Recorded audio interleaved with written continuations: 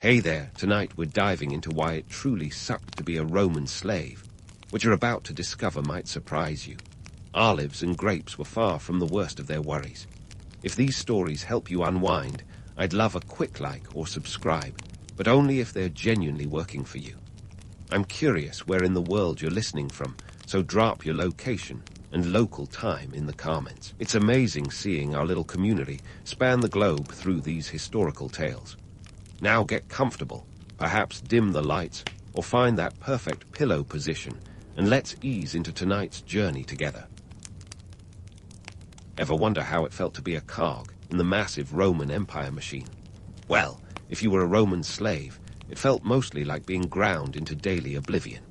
In a society where the price of a human life could be cheaper than a trendy toga, around 2,000 sesterces, if you were curious, you didn't exactly get the red carpet treatment.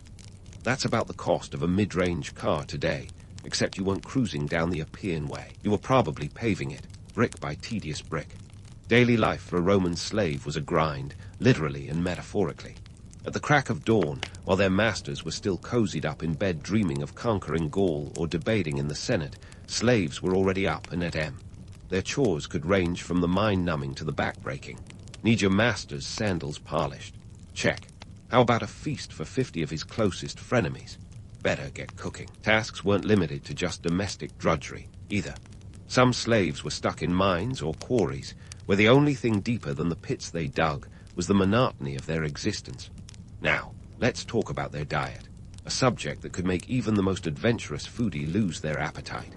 A typical day's menu might start with a coarse bread that could double as a doorstop, along with some thin gruel that aspired to be soup but didn't quite make the cut. On a good day, maybe they'd get a splash of olive oil or a pinch of salt. If they were lucky enough to work in the villa's kitchen, they might sneak a taste of something more palatable. But let's be real, culinary theft was risky business. Get caught, and your next meal might be a one-way ticket to the local slave market, or worse, a gladiatorial arena if your master had a twisted sense of humor. Speaking of humor, or the Roman version of it, let's chat about the so-called luxuries afforded to slaves. Communal sleeping quarters were as cozy as they sound. Imagine a room packed tighter than a sardine tin, where personal space was as mythical as a minotaur. Privacy, forget it. The Romans might have invented the concept of the villa, but privacy for slaves was not part of the architectural blueprint. If you were lucky, your sleeping area was inside the villa, though often it was in an outbuilding with the other luxury, amenities like the stables. Now, there's this persistent myth, as tenacious as a toga stain, about the benevolent master. Roman propaganda loved to spin tales of kind-hearted slave owners who treated their human chattel with paternal care. The reality, let's just say the truth, was about as soft as a Roman road. Sure, some masters weren't complete tyrants, but the system was built on exploitation. This wasn't an era of labor rights or weekend getaways. If your master was having a bad day, you might find yourself facing the business end of his mood. The Romans had a saying, servus non habet personam. A slave has no persona. They were property, plain and simple, with as much legal standing as a chair. The economic backdrop here is fascinating in a wow, that's bleak kind of way. Slavery was integral to the Roman economy, the empire's not-so-secret source. With slaves making up about 1/3 of the population in places like Italy, they were the workforce behind everything from construction to agriculture. Labor was cheap because, well, there was always another shipload of unfortunate souls arriving from the latest military conquest. Why pay a free laborer when you could just buy a slave? It's a grim equation, but for the Romans, it added up. This economic model had its benefits if you were on the right side of the system. Roman citizens enjoyed leisure time, luxury goods, and the thrill of seeing their empire expand, all made possible by the sweat and suffering of those at the bottom. It's a bit like the modern tech industry, but instead of computers and software, you had grain and aqueducts. In the grand scheme of things, the life of a Roman slave was a study in contrast. They were the invisible architects of Rome's greatness, yet their own lives were often nasty, brutish, and short. Sure, there were the occasional tales of slaves rising to prominence, like that of Tiro, Cicero's brilliant secretary, who was eventually freed. But these stories were as rare as a Roman snowstorm. So, if you ever find yourself yearning for the good old days of the Roman Empire, remember that the glory and grandeur came at a steep human cost. Because for every triumphal arch and marble column, there was a legion of slaves who toiled in the shadows, their names lost to history, their stories buried beneath the very foundations they built. The Roman Empire might have been a groundbreaking civilization, but it was literally built on the backs of those who had no choice in the matter. And that, my friend, is the harsh, unvarnished truth behind the toga. In the grand tapestry of Roman life, slaves occupied a peculiar niche, not quite citizens, but far more than mere objects. And while it might seem like a paradox, within the grim hierarchy of servitude, some Roman slaves did indeed have career opportunities. We're not talking about climbing the corporate ladder here, but rather the bizarre, often perilous paths that could lead a slave from obscurity to a dubious form of fame. Take the world of gladiators, for instance, a profession that, thanks to Hollywood, we often romanticize as the ultimate test of courage and skill. In reality, it was less Gladiator starring Russell Crowe and more How to Die Horribly in Front of a Crowd. The Colosseum wasn't a stage for noble warriors. It was a meat grinder, and most gladiators were disposable assets, bought and sold like cattle. If you were a slave selected for this bloody vocation, congratulations. You are now a human sacrifice to the gods of entertainment. But let's not get too carried away with the mythos. Gladiators, contrary to popular belief, were not all brawny, free-spirited combatants seeking glory. Many were prisoners of war, criminals, or, you guessed it, slaves. And you thought your job had bad benefits. The average gladiator had a lifespan that made a fruit fly look like Methuselah. Most didn't last beyond a few bouts. Yet for some, surviving the arena could mean freedom. It was a gamble, with stakes as high as the Colosseum walls. Speaking of high stakes, let's talk about Spartacus, the poster child for slave rebellion. If there was ever a man who embodied both the risks and rare rewards of being a Roman slave, it was him. Spartacus was a Thracian who found himself in the gladiatorial schools of Capua, not exactly by choice. He led a slave uprising in 73 BC that made the Roman elite collectively clutch their pearls. For 2 years, he and his followers gave the Roman legions the runaround, proving that even the most downtrodden could shake the foundations of power. Of course, the rebellion was ultimately crushed, and Spartacus's fate remains a mystery, but his legend lived on, sparking imaginations for centuries. The allure of his tale lies in its audacity, a defiance that, while ultimately doomed, aimed to show that slaves were not just silent cogs in the imperial machine. Now, not every slave was thrust into the blood-stained sands of the arena. For those with more intellectual leanings, there were roles like personal secretary. Think of it as the ancient equivalent of being an executive assistant, only with the possibility of earning your freedom through intellectual prowess. Tiro, for instance, was the trusted secretary of Cicero, the famed orator and statesman. Tiro's role was crucial, handling Cicero's correspondence and even inventing a form of shorthand, Tyanean notes, that still influences modern shorthand systems. Being a secretary to someone like Cicero was no small feat. It required intelligence, discretion, and a knack for navigating the treacherous waters of Roman politics. These positions, while certainly more cushy than a gladiator's life, were not without their own risks. The political machinations of Rome were as deadly as any gladiatorial bout, and a secretary could easily find themselves embroiled in scandal or intrigue. Yet, the rewards were real. Tiro was eventually freed and continued to serve Cicero, becoming a respected figure in his own right. Such was the tantalizing dichotomy of Roman servitude, the potential for elevation amidst the ever-present threat of ruin. For those slaves who found themselves in domestic service, the prospects were mixed. While some served in relative comfort, others were subject to the whims of their owner's household. A particularly favored slave might become a tutor, teaching the children of the household and possibly earning enough goodwill to secure their freedom. Yet, beneath the veneer of privilege lay the harsh reality that they were always one misstep away from the farm or worse, the mines.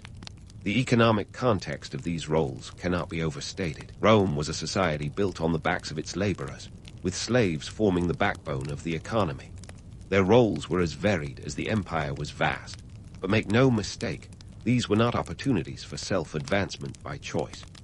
Every position held by a slave was a reflection of the economic and political necessities of the Roman world.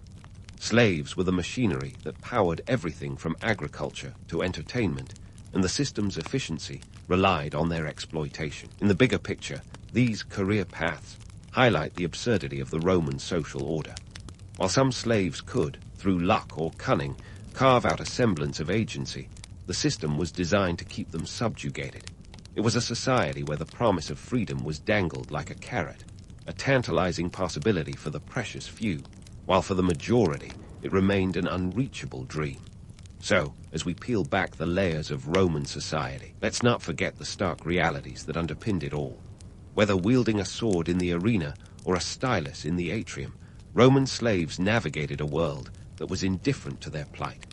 Their stories, often overshadowed by the grand narratives of emperors and conquests, remind us that the empire's greatest achievements were built on a foundation of human suffering. Stay tuned, because there's more to uncover about the shadowy corners of this ancient world, where the line between fortune and misfortune was as thin as a gladiator's blade. Now, as we navigate the legal labyrinth of Roman slavery, buckle up, because the twists and turns are more convoluted than a toga party after too much Falernian wine. Let's dive into the legal framework that governed the lives of slaves, a system as rigid as it was paradoxically porous. First off, here's a fun fact, or not so fun if you were on the receiving end. Roman law treated slaves as property, not people. This meant that the legal rights of a slave were akin to those of a well-worn sandal. The Latin term res pretty much sums it up. It translates to thing, which is how slaves were categorized. No persona, no rights, just a living tool at the whims of their master. But wait, there's a twist. Despite this bleak setup, Romans had a surprisingly modern, at least by ancient standards, concept called manumission. That's the fancy term for freeing a slave. Manumission was the Roman equivalent of a golden ticket out of servitude, and it came with its own set of legal ceremonies and technicalities. A master could free a slave in his will, or even during his lifetime through a formal process that involved a magistrate. Once freed, a former slave became a liberus, or libera, gaining limited citizenship and the chance to climb, albeit slowly, the social ladder. It's almost like a game show, Who Wants to Be a Roman Citizen, but with much higher stakes. Now let's talk loopholes, because Roman law had those in spades. For example, if a slave could squirrel away enough money, often earned through tips or side hustles, they could buy their own freedom. Yes, slaves could technically own property, known as peculium. Picture this, your average slave, perhaps a cook in a bustling Roman household, shrewdly saving his coins over time, aiming to purchase his freedom like a savvy investor. It was a long shot, but for some, it was a glimmer of hope in an otherwise dark existence. On the flip side, the legal system wasn't exactly a champion of runaway slaves. If you thought the consequences of ditching a dead-end job today were rough, running away as a Roman slave was a whole other level of risk. Captured runaways could face brutal punishments, branding, flogging, or worse, crucifixion. It's said that the Romans invented roads for their legions, but they sure used them to track down runaway slaves with the zeal of a bloodhound. Here's a colorful anecdote to chew on. The famed orator Cicero once had a slave who ran away, only to be captured and returned.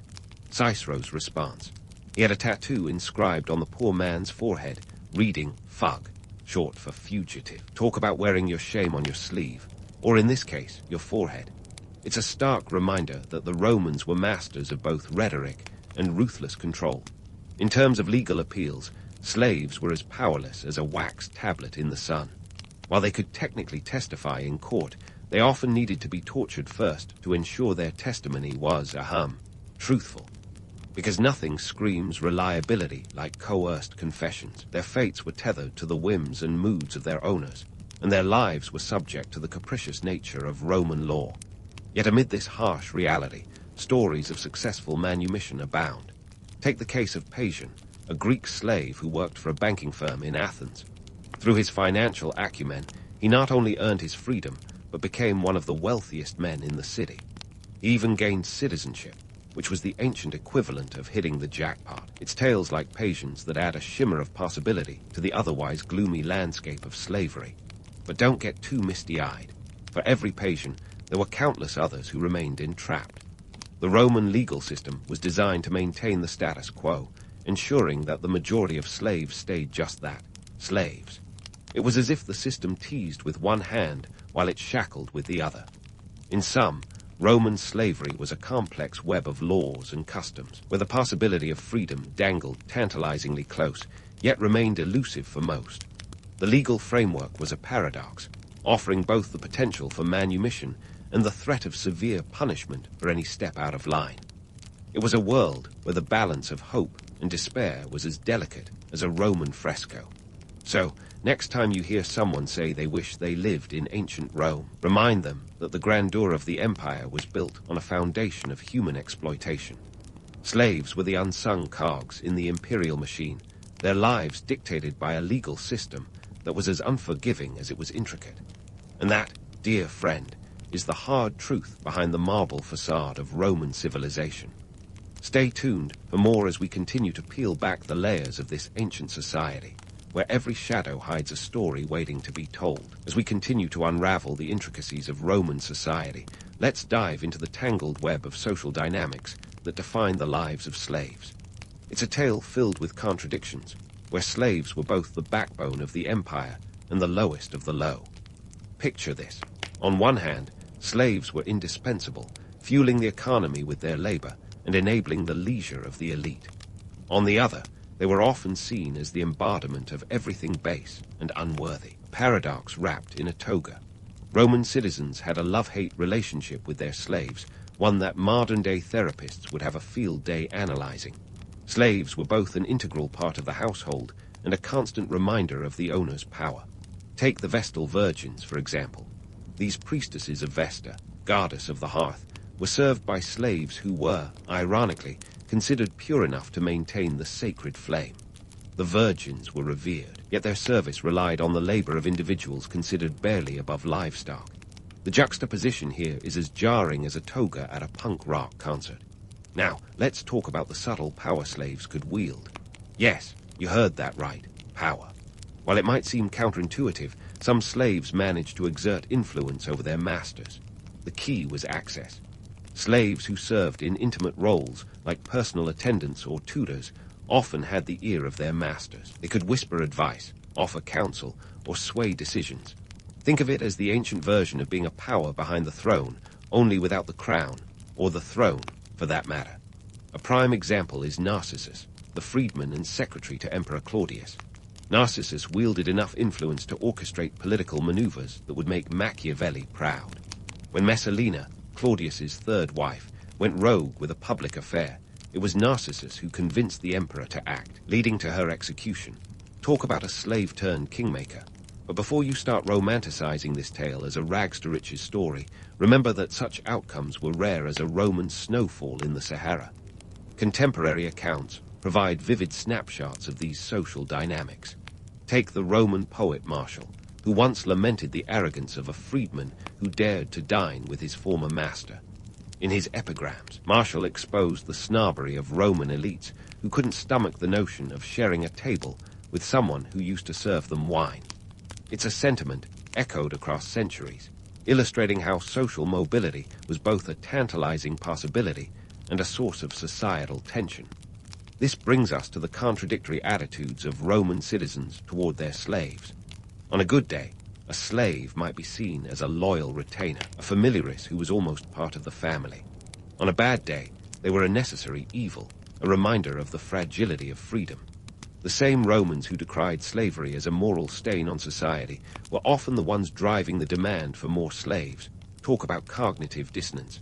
The elite's obsession with status and hierarchy meant that slaves were both envied and despised. Owning a large retinue of slaves was a status symbol, a sign of wealth and power. It was like driving the latest sports car, except your car could cook, clean, and deliver biting sarcasm on command. Yet this very reliance on slaves bred resentment. Romans could look down on slaves while secretly fearing their own dependency on them, a classic case of biting the hand that holds the silver platter. Economically speaking, slaves were the invisible gears that kept the Roman engine running. They were everywhere, working the fields, crafting goods, building roads. In urban centers like Rome, slaves formed the undercurrent of daily life. They were the barbers, the bakers, and the builders, though probably not the candlestick makers, Candles weren't exactly a hot commodity back then. This widespread use underscores how much Roman society relied on their labor, even as they were treated as expendable. As we peel back the layers of Roman life, it's clear that slaves occupied a space that was both central and marginal. They were the silent partners in Rome's triumphs, their contributions overshadowed by the grandeur of emperors and legions. Yet, their presence was a constant reminder of the empire's reliance on exploitation, a dichotomy that resonates through history. Take the case of the lupanar, or brothel. In Pompeii, the ruins of such establishments stand as testament to a society that commodified human bodies in the most literal sense. Slaves were often forced into prostitution, a grim reminder that their bodies were not their own. Yet, these establishments were frequented by all classes, showing how the very citizens who condemned slavery also perpetuated its darkest aspects. In the grand tapestry of Roman history, slaves were more than just background characters. They were the threads that held the fabric together, even as they were stretched to the breaking point. Their stories, often untold, reveal a society steeped in contradiction, a civilization that reached for the stars while standing on the shoulders of those it oppressed.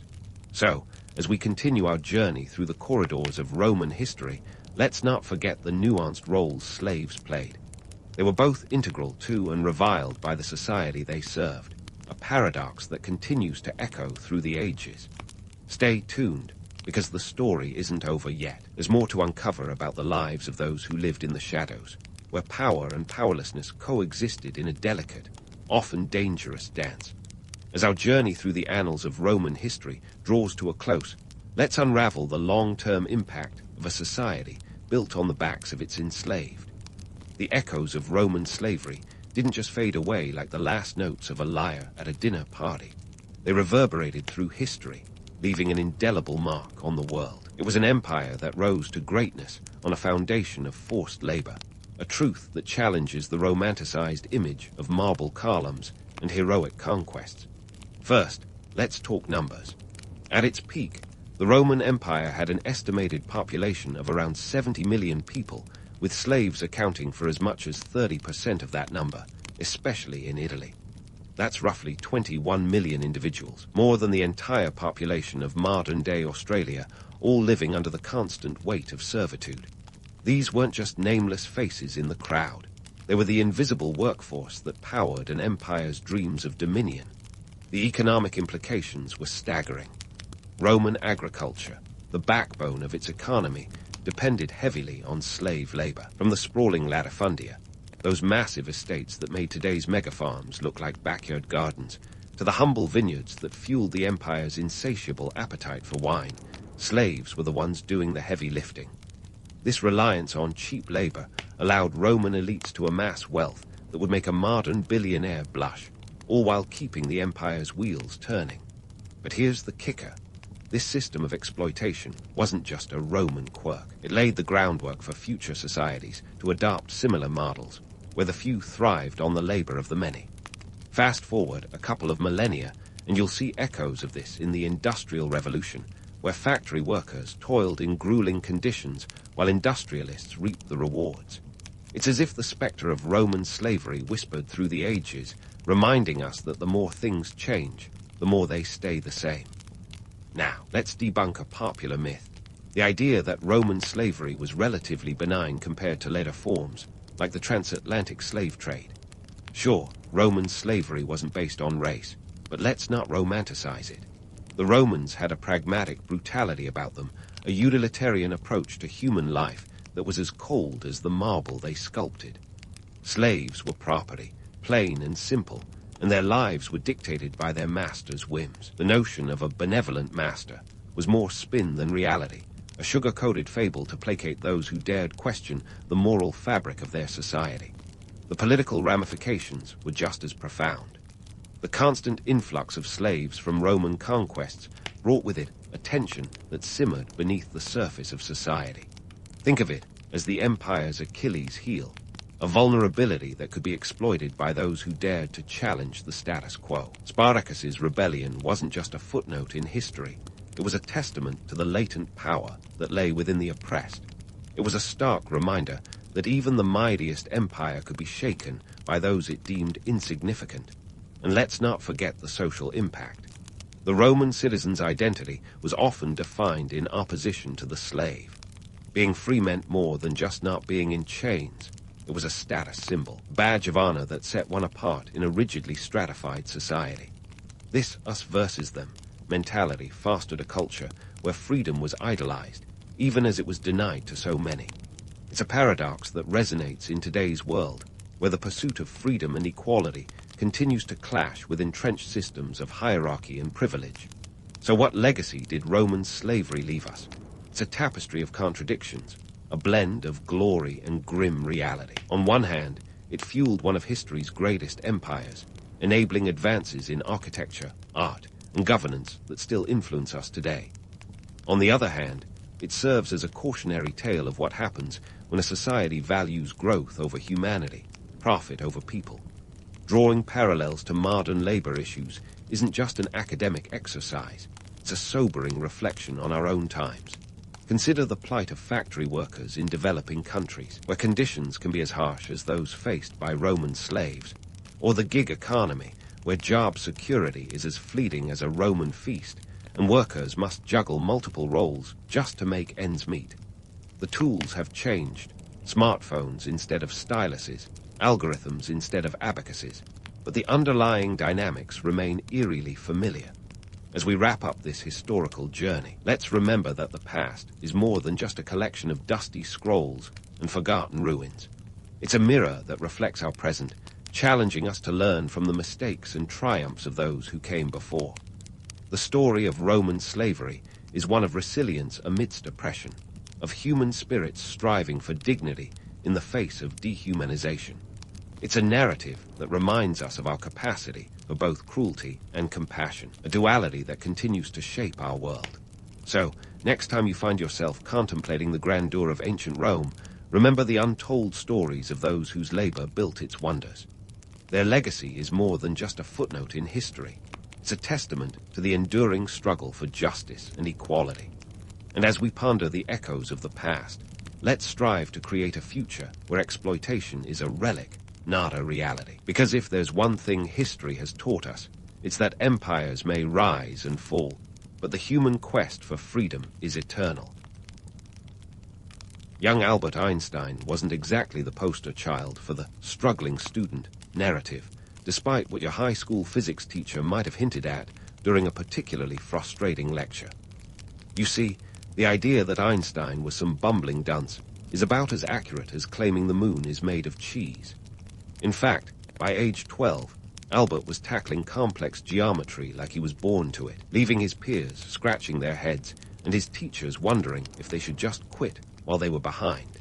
He was less of a struggling student and more of an avant-garde thinker who couldn't be bothered with the mundane memorization of facts when there were whole universes of theoretical concepts to explore. Our story kicks off in the bustling city of Munich, 1879, where Einstein was born into a world where science and philosophy were getting a bit of a facelift. His family wasn't exactly hobnobbing with the elite. His father, Hermann Einstein, ran an electrochemical business that was more scraping by than thriving enterprise. But that didn't stop young Albert from showing a keen interest in the wonders of the world, much to the chagrin of anyone hoping he'd just stick to playing with toy soldiers. Instead, a simple gift from his father, a compass, sent him down a rabbit hole of curiosity. You see, Albert was absolutely captivated by the way the needle danced without visible force, a tiny detail that would probably bore most kids to tears. Not Albert, though. For him, it was like the universe had just whispered its first secret in his ear. Fast forward to his adolescence, and you'll find a teenager who was more likely to be found nose-deep in a math book than playing soccer on the streets. Einstein's family relocated to Italy when he was 15, but he stayed behind to finish his schooling in Munich.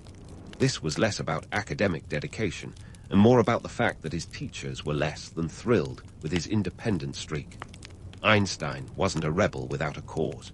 He was a rebel with a very precise and scientific cause. He questioned authority not because he wanted to disrupt the class, but because he had this nagging need to understand why things were the way they were. And let's be honest, nobody loves a smart aleck who keeps proving the textbook wrong.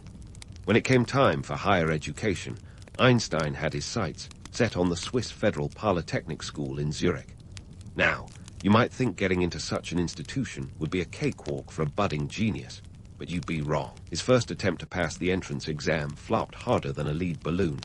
Why? Because while he was acing the math and physics sections, his skills in French and other non-scientific subjects were, let's say, less than stellar. But Einstein wasn't one to be deterred by a little linguistic hiccup. He spent a year remedying his weaknesses and reapplied, this time securing his spot at the Polytechnic. Once in Zurich, Einstein's rebellious streak found fertile ground. The city was a hotbed of intellectual fervor, a place where thinkers could challenge the status quo without fear of being sent to the principal's office for insubordination. Einstein thrived in this environment, although he maintained a casual disregard for attending lectures regularly. His professors weren't exactly fans of this approach, but Albert was too busy redefining the laws of the universe to worry about roll call. And who could blame him? In the grand scheme of things, the finer points of the curriculum seemed a tad trivial when he was on the brink of scientific discovery. Einstein's time in Zurich was punctuated by more than just academic pursuits. He formed a crucial bond with a fellow student, Milva Merrick, who was not only a brilliant mind, but also one of the few women in their field at the time. Their relationship was a partnership of equals, a rare find in any era, and they would later marry and have children. But the romance of their intellectual courtship is often overshadowed by the more seismic events of Einstein's professional life. The couple spent countless hours discussing physics, bouncing ideas off each other, and pushing the boundaries of what was thought possible. It was a partnership that, while eventually strained by personal challenges, played a significant role in shaping Einstein's theoretical framework. By the time Einstein graduated in 1900, he was ready to take on the world, or at least he thought he was. The reality was more humbling. Despite his obvious talents, Einstein struggled to find a teaching position, leading him to work at the Swiss Patent Office in Bern. And while this might sound like a consolation prize for a scientist of his caliber, it turned out to be a blessing in disguise. The job was steady, gave him ample free time, and let him ponder physics without the incessant demands of academia breathing down his neck. It's also where he penned his Annus Mirabilis papers in 1905, works that would go on to revolutionize physics. Einstein's early years were a cocktail of curiosity, defiance, and a healthy dose of nonconformity. The myth of the struggling student is just that, a myth, one that overlooks the reality of a young mind eager to dissect the universe. From his fascination with a simple compass to his rebellious questioning of educational norms, Einstein's formative years set the stage for a lifetime of scientific breakthroughs. He wasn't just a man of his time, he was a man ahead of it, forever questioning the status quo and pushing the boundaries of human understanding. And that, dear friends, is the real story of young Einstein, a tale of curiosity, innovation, and the occasional disregard for authority when it seemed rather pointless. And so, with the ink barely dry on his diploma from Zurich, Einstein found himself at the Swiss Patent Office, a place where dreams go to take a nap while you shuffle papers. For a mind like his, used to wandering through the cosmos, the routine was both a blessing and a mild form of torture. But here's the kicker. It was precisely this mundane job that afforded him the time to think, to ponder, and to revolutionize physics as we know it. Talk about turning lemons into theoretical lemonade. The year was 1905, a year that the scientific journals would later dub Einstein's Annus Mirabilis, or Miracle Year, which sounds like something straight out of a Harry Potter book, but was very much grounded in hard science. Einstein was 26 years old, working 9 to 5, and yet somehow, between patent applications and coffee breaks, he published 4 papers that would change the world. If you're wondering about his secret, well, it wasn't a secret potion or a time machine. It was sheer intellectual tenacity, fueled by the quiet evenings he spent scribbling away in his Bern apartment. Let's start with his paper on the photoelectric effect, something that sounds like a piece of tech jargon, but is actually the reason you're able to take selfies with your smartphone today. Einstein proposed that light could be thought of not just as a wave, but as discrete packets of energy, what we now call photons. This was a radical departure from the established wave theory of light. Imagine telling a room full of seasoned physicists that light isn't just wavy, it's also a little bit bumpy. They probably thought he'd lost his marbles, but this concept was crucial in the development of quantum theory and eventually earned him the Nobel Prize in Physics in 1921. Yes, that's right. The man who would become synonymous with relativity actually got his Nobel for something else entirely. Then there was Brownian motion, which sounds like a dance move, but is actually the erratic, jittery movement of particles suspended in a fluid. You know, the kind of thing you might watch when you're bored and playing with a glass of water. Einstein's explanation of this phenomenon provided empirical evidence for the existence of atoms, which, believe it or not, was still a hotly debated topic at the time. Not everyone was sold on the idea of tiny invisible particles making up everything. But with his calculations, Einstein managed to convince the skeptics by showing that these random movements could be statistically predicted if atoms were indeed real. This wasn't just a win for physics. It was a victory for all of science, solidifying the atomic theory in a way that no one could ignore. Ah, but we've saved the best for last, the special theory of relativity. This is the one that put Einstein on the map, the one that turned him into a scientific rock star. The premise is deceptively simple. The laws of physics are the same for all non-accelerating observers, and the speed of light is constant regardless of the motion of the light source. But the implications, mind-bending.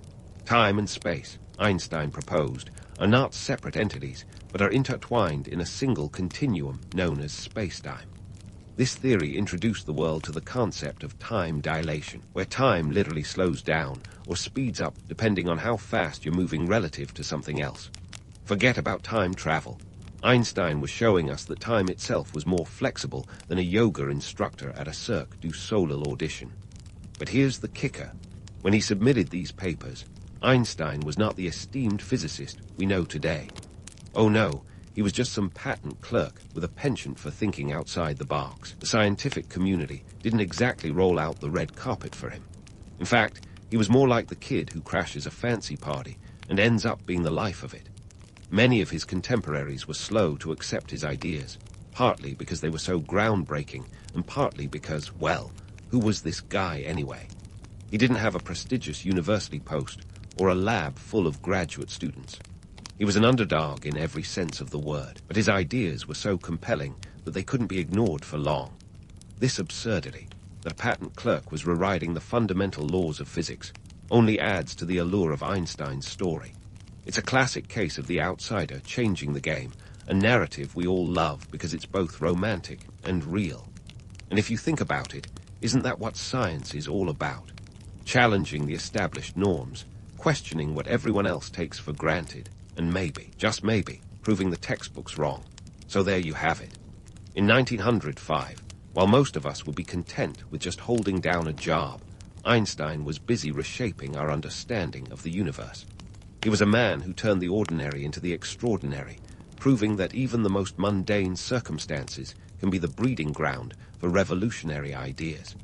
It's almost as if the universe itself was playing a cosmic joke, hiding one of its greatest minds behind a desk full of patent applications. But as history would show, Einstein wasn't just any mind. He was the mind that would define an era, a thinker whose ideas transcended the four walls of his office and reached into the very fabric of reality itself. And so, with Einstein's miracle year behind him, you might think the universe would give him a breather. But no, the cosmos had bigger plans, and Einstein was about to become the scientific equivalent of a rock star. Fast forward a few years to 1919, when a solar eclipse was about to do more than just briefly turn day into night. It was about to shine a spotlight on Einstein's general theory of relativity, catapulting him from the shadows of the patent office into the international limelight. You see, Einstein had come a long way from his days of scribbling furiously while dodging the Swiss patent office's bureaucratic snooze fest. By 1915, he had developed his general theory of relativity, which basically said that gravity isn't just some invisible force, but a warping of space-time itself, like a cosmic trampoline where planets and stars do the bouncing. This was a radical idea that made Newton's apple drop look like child's play. But theories, no matter how elegant, need proof. And that's where the 1919 solar eclipse comes into play. Enter Sir Arthur Eddington, a British astronomer who was ready to bet his telescope on Einstein's theory. Eddington organized an expedition to test Einstein's prediction that light from distant stars would bend around the sun due to its massive gravitational pull. The plan was to observe stars during a solar eclipse when the sun's blinding light would be obscured, allowing the stars' positions to be measured. This was a high-stakes scientific gamble, akin to betting on a long shot in a horse race, but with the fate of modern physics hanging in the balance. So, on May 29, 1919, two expeditions set out, one to the island of Principe off the west coast of Africa, and the other to Sabral in Brazil. Their mission: to capture photographic plates of the eclipse and measure the positions of stars. If the stars appeared shifted from their normal positions, Einstein would be proven right. If not, well, it would be back to the drawing board. And here's where things get juicy. The eclipse pictures showed that the stars were indeed displaced, and by just the amount Einstein's equations had predicted. It was a eureka moment, a cosmic pat on the back that turned Einstein from a theoretical wizard into a bona fide scientific celebrity. The New York Times, never one to shy away from a sensational headline, ran with lights all askew in the heavens and declared men of science more or less agog over results of eclipse observations. The world, it seemed, was ready to embrace Einstein as the new oracle of the universe. But let's not get too starry-eyed here. The media frenzy wasn't purely about scientific discovery. It was 1919, and the world was recovering from the devastation of World War I. Einstein, a German Jew, became a symbol of international cooperation, a unifying figure in a fractured world. The Brits were especially keen to showcase this triumphant validation of a German scientist's theory, partly to heal wartime wounds and partly to show that science knew no borders. It was a narrative too perfect to resist, a brilliant mind transcending nationalities and politics, bringing nations together under the banner of truth. Of course, reality was a bit more nuanced. The scientific community was divided. Some physicists embraced Einstein's theory with open arms, while others, particularly the Newtonian traditionalists, were as skeptical as cats faced with a new brand of kibble. And there were whispers of skepticism regarding the accuracy of the eclipse measurements themselves, with accusations of cherry-picking data to fit the theory. But why let a few naysayers spoil a good story? Einstein, for his part, handled his newfound fame with a mix of bemusement and reluctance. The man who had spent years pondering the mysteries of the universe was suddenly expected to mingle with journalists and pose for photographers. He was now a brand, a face of science, often reduced to a caricature of wild hair and cryptic equations. He quipped, "To punish me for my contempt for authority, fate made me an authority myself." And yet, despite the circus of public adoration, Einstein remained a scientist at heart, more interested in the next big question than in the accolades of the present. He acknowledged the power of media, but understood its ephemeral nature, realizing that fame was as transient as the eclipses that had thrust him into the spotlight. What this eclipse episode teaches us is that while scientific brilliance can illuminate the darkest corners of ignorance, it often requires a little theatrics to capture the public's imagination. The 1919 eclipse wasn't just a scientific triumph. It was a masterclass in public relations, a blend of genuine curiosity and media hype that turned an obscure physicist into a household name. The moral of the story: sometimes it takes a cosmic event to reveal the true stars among us. As the dust settled and Einstein's face became as recognizable as any Hollywood actor's, the world was eager to hear more from this enigmatic genius. He was invited to lecture halls and universities across the globe, from New York to Kyoto.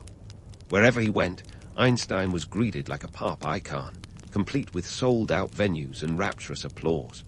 But with fame came scrutiny and Einstein's theories, and his persona became the battleground for cultural and political debates.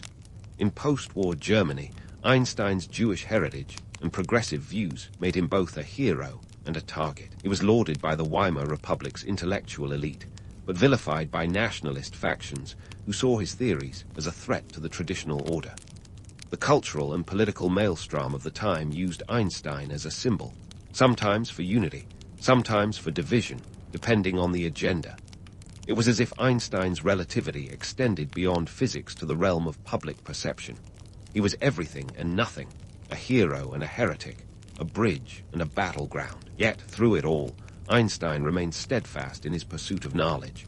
He continued to explore new ideas, contributing to the burgeoning field of quantum mechanics, although his famous discomfort with its probabilistic nature, summed up in his quip, "God does not play dice with the universe," showed that even geniuses have their limits. Einstein's rise to fame in 1919 marked the beginning of a new chapter in his life, one where the line between scientist and celebrity blurred. He was no longer just the man who redefined our understanding of space and time. He was a cultural icon, a symbol of the power of human intellect to transcend the boundaries of the known world. And yet, the journey was far from over. The world had caught a glimpse of the universe through Einstein's eyes, but there were still countless mysteries waiting to be unraveled, and Einstein was far from finished with his quest to understand the cosmos in all its complexity. As Einstein navigated the tumultuous waters of fame and scientific inquiry, the world around him was changing in ways that would soon demand his attention and his moral compass. The rise of the Nazi regime in Germany was not just a storm on the horizon, but a full-blown tempest that swept across Europe with terrifying speed. Einstein, with his Jewish roots and outspoken views, was in the crosshairs. In 1933, when Hitler seized power, Einstein made the life-altering decision to leave Germany, a move that was as much about survival as it was about principle. He packed his bags and headed to the United States, a country that, for all its faults, offered a refuge for his restless intellect. Landing in America wasn't just a change of scenery. It was a pivotal shift in Einstein's life. He joined the Institute for Advanced Study in Princeton, New Jersey, a place that promised intellectual freedom without the shackles of teaching duties or administrative nonsense. Imagine being paid to think, and only to think. Sounds like a dream, right? Einstein embraced this with gusto, immersing himself in research and debates with the likes of Kurt Gödel and John von Neumann. But while the academic bubble of Princeton provided solace, the world outside was spiraling into chaos. The 1930s were a time of stark contrasts for Einstein. Here was a man who had spent his life advocating for peace and denouncing militarism, yet he found himself in a world gearing up for the most devastating conflict in history. The irony wasn't lost on him, and it was about to get a whole lot thicker. In 1939, Einstein signed a letter to President Franklin D. Roosevelt, urging the development of nuclear weapons. Yep, you heard that right. The pacifist was advocating for the atomic bomb. But before you throw your hands up in despair, let's unpack this. The letter wasn't Einstein's idea. It was drafted by physicists Leo Szilard and Eugene Wigner, who feared that Nazi Germany was on the brink of developing nuclear weapons. They needed a heavyweight name to grab Roosevelt's attention, and who better than Einstein, the scientific superstar? The letter warned of the potential for extremely powerful bombs of a new type, and suggested that the U.S. accelerate its own research. It was the spark that led to the Manhattan Project, a massive, secretive effort that would eventually produce the bombs dropped on Hiroshima and Nagasaki. Einstein later said that had he known the Germans would fail to develop the bomb, he wouldn't have lifted a finger to support the project. It was a bitter pill to swallow for a man who had long championed peace. He lamented, "I made one great mistake in my life, when I signed the letter to President Roosevelt recommending that atom bombs be made." This contradiction is fascinating. The same man who penned the theory of relativity, unraveling the fabric of time and space, found himself entangled in the moral complexities of wartime politics. Einstein's involvement in nuclear weaponry was a small but significant blip in his life, an episode that underscored the harsh realities of the 20th century. He was a pacifist caught in the gears of realpolitik, a man of peace who inadvertently contributed to the most destructive weapon ever devised. Yet, his involvement was limited to that initial signature. He was neither part of the Manhattan Project nor privy to its inner workings. The project itself was a vast endeavor, employing over 130,000 people, and costing nearly $2 billion at the time. That's about $24 billion today. It was a behemoth of scientific and military collaboration that barreled ahead with, or without, Einstein's blessing. As the war came to a close, and the world grappled with the atomic age's dawn, Einstein returned to his roots as an advocate for peace.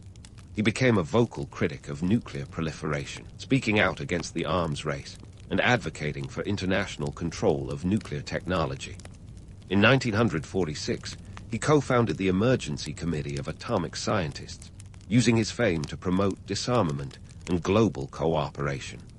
He warned of the drift toward unparalleled catastrophe if nations continue to amass nuclear arsenals. His stance was clear. The same scientific progress that had unlocked the atom's secrets could also lead humanity to its doom if not carefully managed. Einstein's later years were a testament to his enduring commitment to pacifism and social justice. He supported civil rights, speaking out against racial segregation in the United States and aligning himself with the NAACP.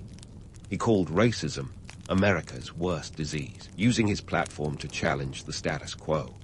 In one memorable instance, he invited opera singer Marian Anderson, an African-American, to stay at his home when she was denied a hotel room because of her race. It was a small but powerful act of defiance, emblematic of Einstein's willingness to stand up for what he believed was right. Yet, Einstein's life was full of contradictions and complexities. He was a man who could unravel the mysteries of the universe, yet struggled with the chaos of human affairs. He was a scientist revered for his intellect, but his personal relationships were often tangled and fraught with difficulty.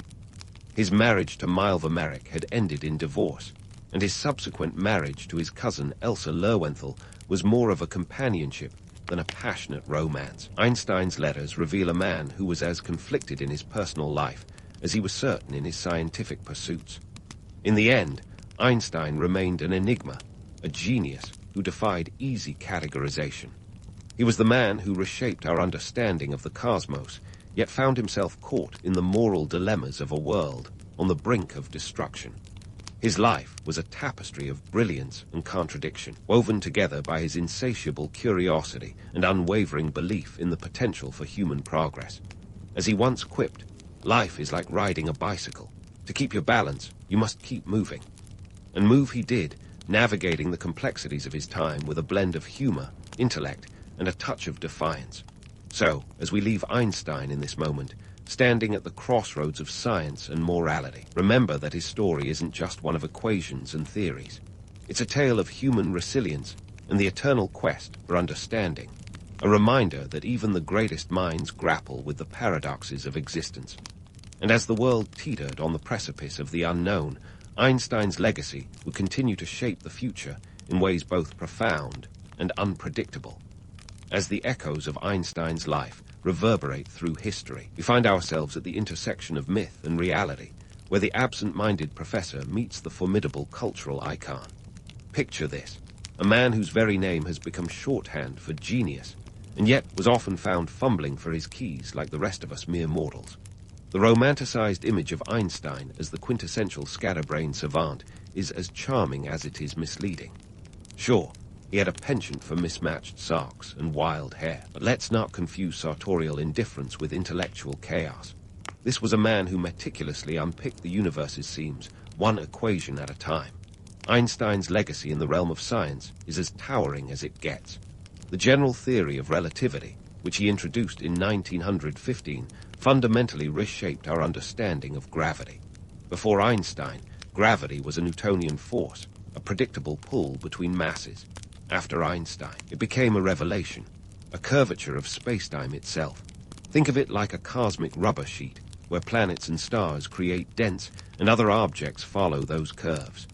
This was a theory so elegant, so profound, that it predicted phenomena like black holes and gravitational waves, concepts that took decades to observe but were right there, hidden in his equations. It's like discovering a treasure map in your attic and realizing it points to a fortune buried in your own backyard. But Einstein wasn't just about bending physics, he was about bending minds. His theories laid the groundwork for modern physics, influencing everything from GPS technology to the quest for quantum gravity. And if you've ever marveled at the idea of time travel, thank Einstein for making it a theoretical possibility, even if practical application remains in the realm of science fiction. The ripple effects of his work are still felt today, with physicists constantly testing the boundaries of his theories. It's a testament to the depth of his insights that we're still grappling with them over a century later. Yet, Einstein's influence wasn't confined to the ivory towers of academia. He was a vocal advocate for social change, lending his voice to causes that were as complex as his equations. In a world teetering on the brink of nuclear annihilation, Einstein was a stalwart champion of peace. He used his fame to warn against the perils of nuclear weapons, advocating for disarmament and cooperation. His efforts culminated in the Russell-Einstein Manifesto of 1955, a call to arms for scientists to work towards global peace and eschew the destructive potential of their discoveries. It's a poignant reminder that science, while powerful, carries a moral responsibility, a notion that's as relevant today as it was then. Einstein's commitment to social justice extended beyond the global stage to the personal. He was a fierce critic of racial segregation in the United States, seeing it as a stain on a nation that prided itself on liberty and justice. He wasn't just a man of letters, but a man of action, using his platform to support civil rights leaders like W.E.B. Du Bois. In 1946, he gave a speech at Lincoln University, an institution that was the first degree-granting historically black university in the United States, where he declared, "There is a separation of colored people from white people in the United States. That separation is not a disease of colored people. It is a disease of white people. I do not intend to be quiet about it."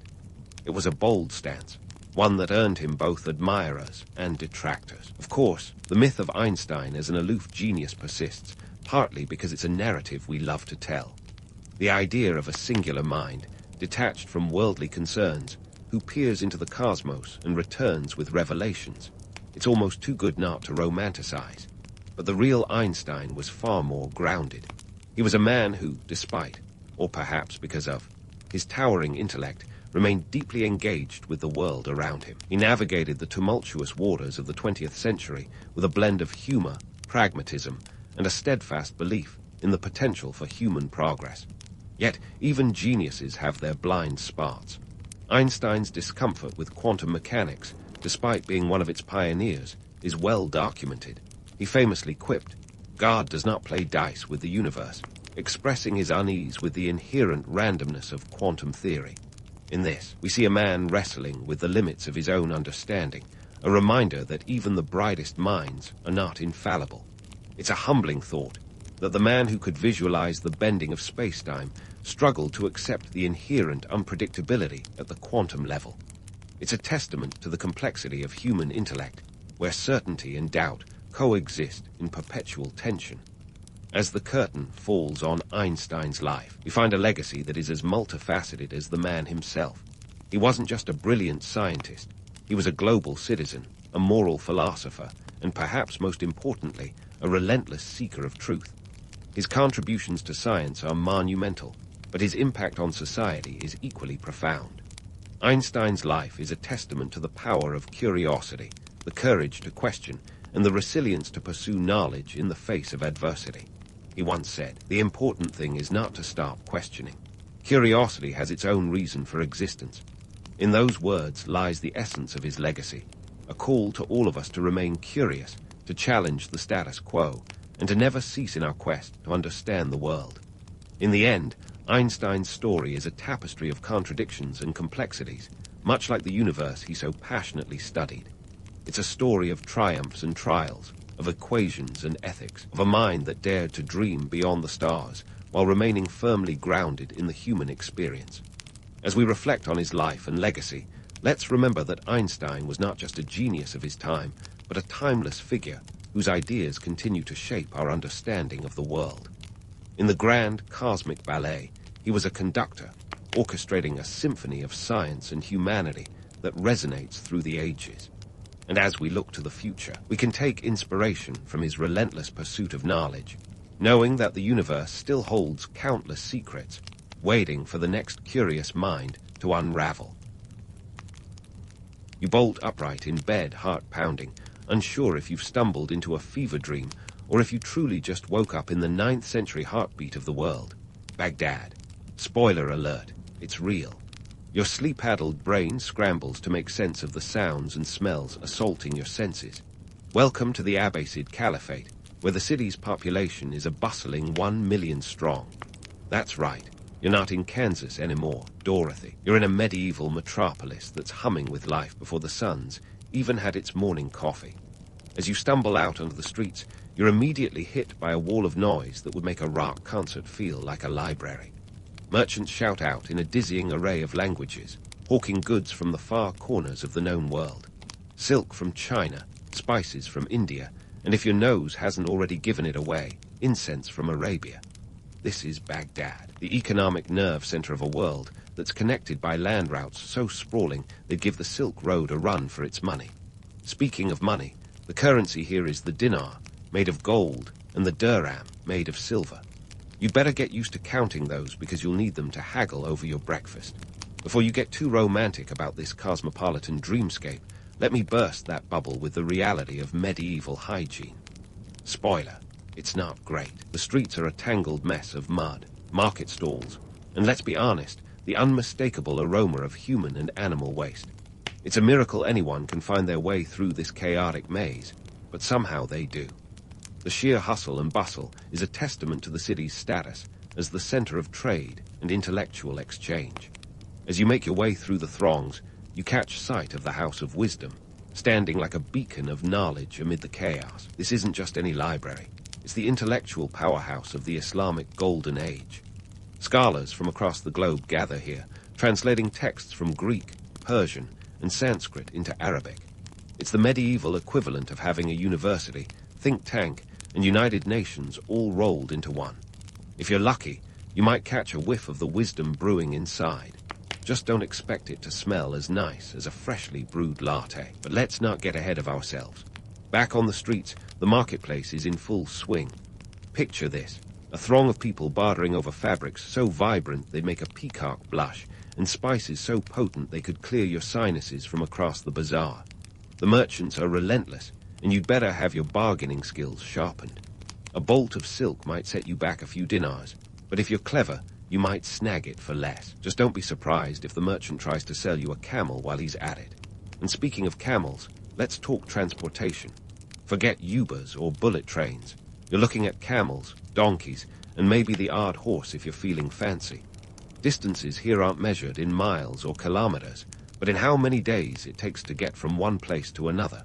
The streets are packed with these four-legged taxis, and learning to navigate them is an art form in itself. Watch your step, because dodging camel droppings could be an Olympic sport in this city. Baghdad's bustling streets aren't just the domain of traders and scholars. You'll rub shoulders with poets, musicians, and even the occasional alchemist trying to turn lead into gold. The city thrives on this melting pot of cultures and ideas, where a debate between a Persian philosopher and an Indian mathematician is just another Tuesday morning. It's a heady mix of the sacred and the profane, where the call to prayer mingles with the clamor of the marketplace in a symphony that's uniquely Baghdad. Yet, for all its vibrancy, medieval Baghdad isn't a utopia by any stretch. The class divide is as stark as the difference between a silk robe and a burlap sack. The wealthy glide through the streets in palanquins, while the poor struggle to eke out a living, selling whatever they can to survive. Life here is a constant balancing act, and the scales don't always tip in your favor. As the sun climbs higher in the sky, casting long shadows that stretch across the city, you find yourself swept up in the rhythm of Baghdad. It's chaotic, it's exhilarating, and it's utterly exhausting. You've barely scratched the surface, but already you're starting to see why this city is the epicenter of the medieval world. And while the romance of it all is intoxicating, the harsh realities have a way of sobering you up faster than a splash of cold water from the Tigris River. So here you are, standing in the heart of a city that's as much a paradox as it is a marvel.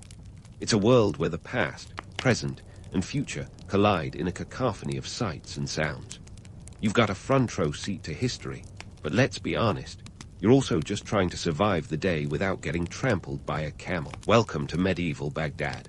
Don't get too comfortable. The day is just beginning. And just as you're catching your breath, convinced you've seen it all, the mid-morning chaos of Baghdad reveals another layer of its frenetic charm.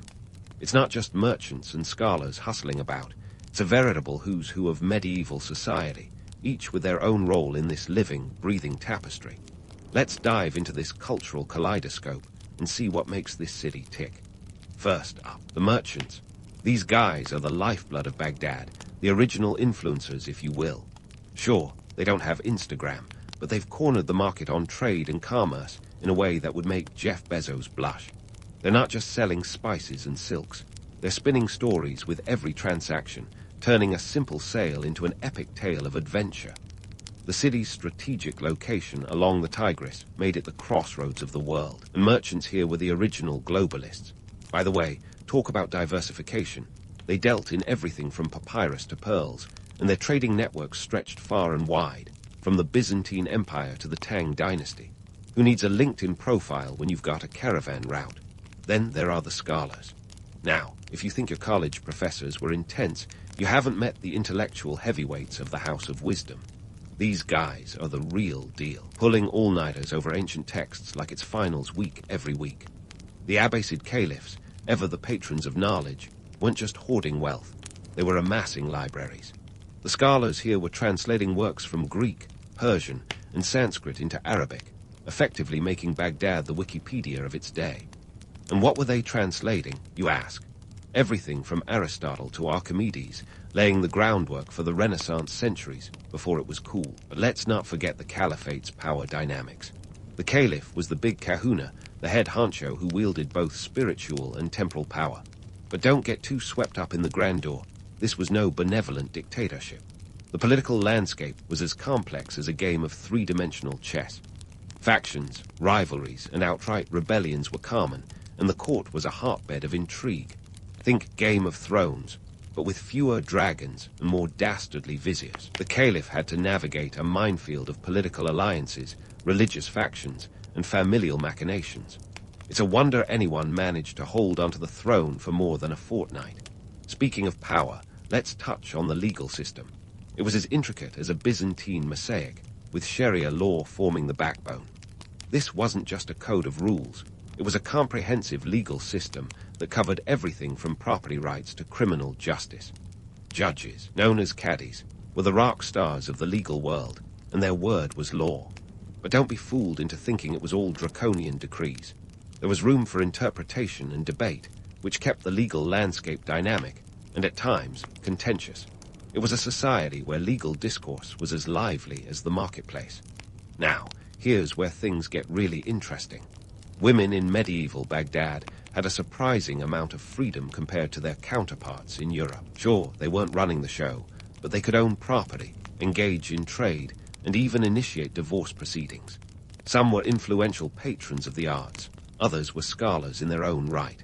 Don't get me wrong, it wasn't exactly a feminist utopia, but compared to Europe's rigid gender roles, Baghdad was practically progressive. And what was Baghdad without its own version of social media? Gossip and poetry were the tick-tock of the Abbasid era, spreading like wildfire through the city's bustling streets. Poets were the influencers of their day, wielding words with the kind of finesse that could make or break reputations. You'd find them in salons and market squares, reciting verses that captured the zeitgeist. Think of it as Twitter, but with meter and rhyme. And just like today, the line between news and rumor was delightfully blurry. As you weave through the throng, you realize that medieval Baghdad is as much about what you hear as what you see. The city pulses with stories, each one a thread in the larger tapestry. It's a place where the past and present collide, where cultures blend and ideas ferment. And while the romance of it all is undeniable, the harsh realities are never far behind. The city is a paradox, a place of both enlightenment and intrigue, where the pursuit of knowledge mingles with the pursuit of power. You've barely scratched the surface, but already you're starting to see why Baghdad was the epicenter of the medieval world. There's a relentless energy here, a sense of possibility that's both exhilarating and exhausting. And as you navigate this mid-morning chaos, you can't help but wonder what other secrets this city holds. But alas, the day is still young, and there's much more to discover. Stay on your toes, because in Baghdad, the only constant is change. And just when you think the day can't get any more overwhelming, the sun hits its zenith, and the smell of spices wafts through the air like an irresistible siren call. Welcome to lunchtime in medieval Baghdad, where the city's kitchens are as bustling as its streets. Forget about grabbing a quick bite. This is a slow food paradise where patience is more than just a virtue, it's a necessity. Let's talk about those spices first. The medieval Baghdadi kitchen was a treasure trove of flavors, thanks to trade routes that stretched across continents like a spider's web, spun by a particularly ambitious arachnid. Saffron from Persia, cinnamon from Sri Lanka, and black pepper from India. These weren't just ingredients, they were status symbols. It's like having truffle oil and caviar in your pantry today, only with a more exotic flair. The allure of these spices wasn't just in their taste, but in their journey. Each pinch of saffron carried with it tales of caravans winding through deserts and ships braving the monsoons.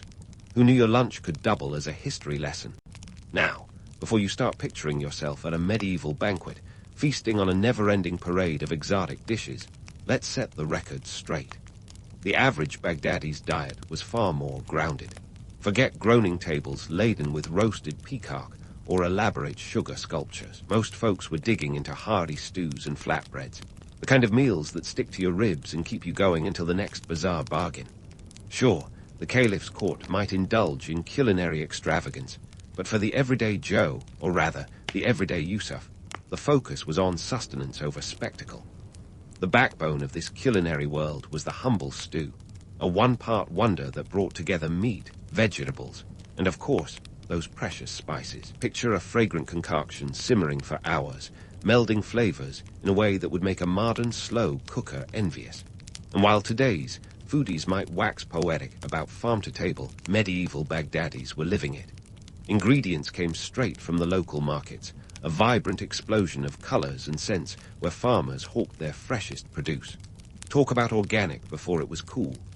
Now, let's debunk a culinary myth that's persisted like a bad aftertaste: medieval banquets.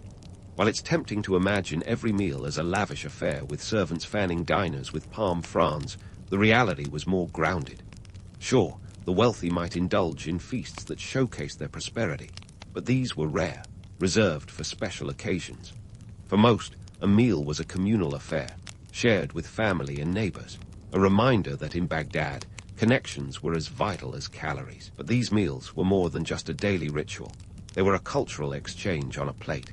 With trade routes snaking across the known world, Baghdad was a culinary crossroads where Persian, Indian, and even Chinese influences collided in a delicious dance. The city's kitchens were a laboratory of taste, where new dishes were born from the marriage of diverse ingredients and techniques. It's a testament to the city's status as a melting pot, where even the simplest meal was a testament to its global connections. Speaking of connections, the spice trade was more than just a culinary affair. It was an economic powerhouse that fueled fortunes and inspired exploration. Traders were the rock stars of their day, their caravans laden with exotic wares that turned them into the Jeff Bezos of the medieval world. The demand for spices was insatiable, their value rivaling that of gold. In fact, in some parts of Europe, a few grams of saffron could fetch a price equivalent to a horse. Now that's what I call horse trading. But let's not get too caught up in the romance of it all. The spice trade was a double-edged sword, fraught with danger and intrigue. Caravans risked bandit attacks and treacherous terrain, while merchants navigated a labyrinth of tariffs and taxes that would make a modern accountant weep. It was a high-stakes game, where fortunes could be made or lost on the turn of a spice-laden camel. And while the aroma of cinnamon and cloves might have been intoxicating, the harsh reality was that this trade was built on the backs of those willing to risk it all. Yet, despite these challenges, the allure of spices persisted, their appeal rooted in more than just flavor. In a world before refrigeration, these potent powders were preservative and perfumer, transforming mundane meals into culinary masterpieces. They were medicine and magic, currency and commodity, a testament to their enduring power and the human desire for a taste of the extraordinary. So here you are, in a city that's as much about what you eat as what you see. Baghdad's culinary landscape is a reflection of its broader identity, a place where cultures converge and trade thrives. As you navigate this midday meal, it's clear that food is more than just sustenance. It's a story, a symbol, and a snapshot of a city at the crossroads of history. And while the romance of it all is undeniable, so too is the reality. A reminder that in Baghdad, every bite is a taste of its vibrant, complex soul. As the afternoon heat begins to mellow and a gentle breeze stirs the air, it feels like Baghdad itself is taking a deep breath, gearing up for the intellectual feast that's about to unfold. You see, while Europe was muddling through its so-called Dark Ages, Baghdad was strutting its stuff as the intellectual Beyoncé of the medieval world. Forget the Renaissance. Baghdad was already hosting a brainy block party centuries before the Medici made it fashionable. Let's kick things off with a name that should be as familiar as Newton or Einstein. LKH, where is me? This guy was the original Mr. Math, the dude who didn't just crunch numbers, but practically invented the modern concept of mathematics. LKH, where is me, was the mastermind behind algebra, a word derived from aljabra, which, by the way, means reunion of broken parts. How poetic is that? He penned the seminal work, Kitab al-Jabr wal Muqabala, which not only set the foundations for those grueling high school algebra classes, but also introduced the decimal system to the Western world. So, the next time you're sweating over an algebraic equation, you know who to blame. But LKH, where is me, wasn't just about X's and Y's. He was also a trailblazer in astronomy. His astronomical tables were the go-to reference for centuries. Imagine that. A guy from 9th century, Baghdad, helping Renaissance astronomers navigate the stars. Talk about a long-lasting legacy. His work laid the foundation for future astronomers like Copernicus, who would eventually go on to challenge the geocentric model of the universe. LKH, where is me, was basically the cosmic cartographer of his time, mapping out the heavens with a precision that was light years ahead of his contemporaries. And speaking of stars, Baghdad's intellectual firmament was crowded with other bright lights. Take Al-Razi, for example, a polymath whose achievements would make even Leonardo da Vinci do a double take. Al-Razi was a pioneering physician, philosopher, and chemist. Think of him as the original multitasker. His medical texts, particularly Kitab al-Hawi, were the medieval equivalent of WebMD, minus the hypochondria. He was the first to differentiate smallpox from measles, a discovery that transformed medical diagnosis and treatment. So, while Europe was busy attributing illnesses to imbalanced humors or bad airs, Al-Razi was laying down the foundations of modern medicine. But why stop at medicine and math? Baghdad was also a hotbed of artistic innovation. Literature flourished here like nowhere else, with poets and writers weaving tapestries of words that captured the imagination of generations. The 1001 Nights, a collection of Middle Eastern folk tales, was born in this fertile creative ground. Scheherazade, the legendary storyteller, spun her tales of adventure, romance, and moral lessons in a narrative that's been enchanting audiences for centuries. It's a testament to Baghdad's cultural dynamism that such stories could thrive and endure. Then there's the architectural marvels that dotted Baghdad's skyline. The city was a symphony in stone, with buildings that showcased a blend of Persian, Greek, and Indian influences. The round city of Baghdad, with its perfectly circular design, was an urban planner's dream. The city was surrounded by massive walls and bisected by roads that radiated like spokes from the central caliphal palace. This wasn't just a feat of engineering.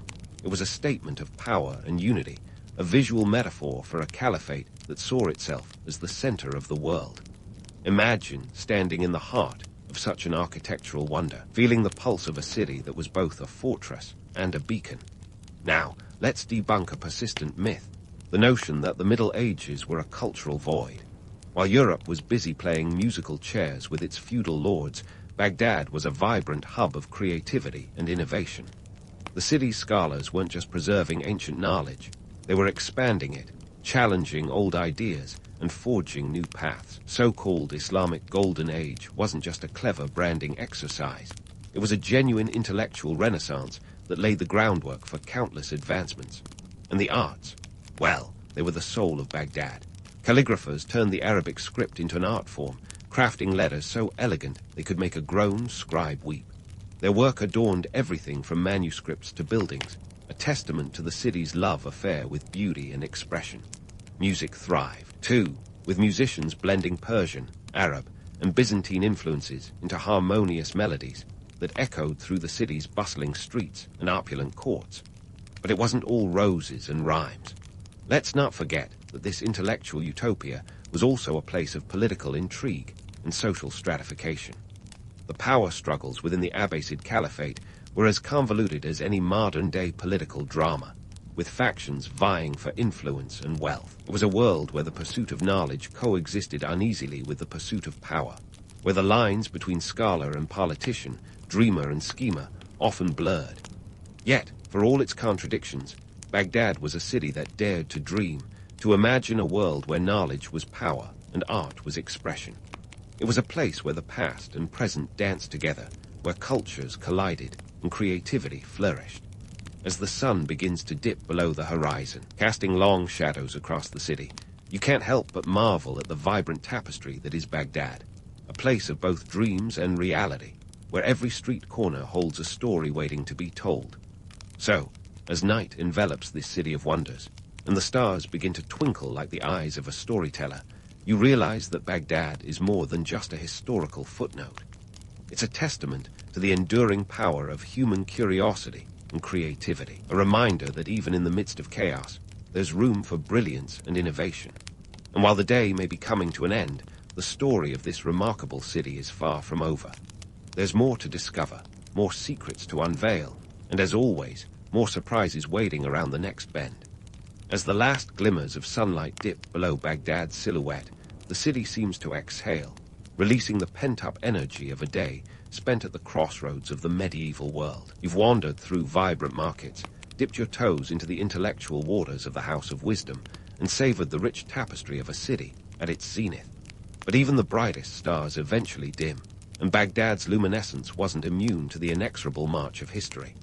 Enter the Mongols, stage left. If you thought your day in Baghdad was intense, imagine the shockwaves that ripped through the city in 1258. The Mongols, led by Hulagu Khan, stormed in with the subtlety of a wrecking ball, spelling the end of Baghdad's golden era with all the finesse of a bull in a china shop. Their siege was not just a military maneuver, but a seismic shift that reshaped the entire Middle Eastern landscape. Here's a number for you, 200,000. That's the estimated population of Baghdad at the time, many of whom faced the grim reality of Hulagu's wrath. Libraries were torched, scholars silenced, and the Tigris River reportedly ran black with the ink of so many lost manuscripts. It was as if the universe hit the delete button on centuries of accumulated knowledge.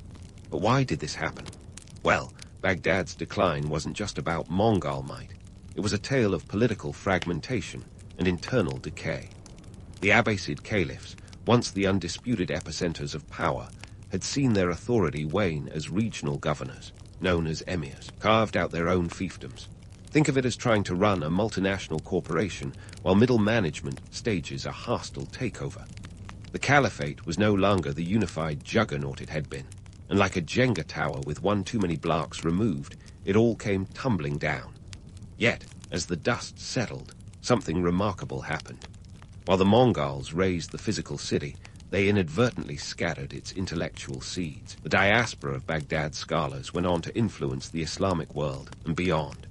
They carried with them the knowledge and cultural richness of the Abbasid era, seeding new centers of learning from Cairo to Cordoba.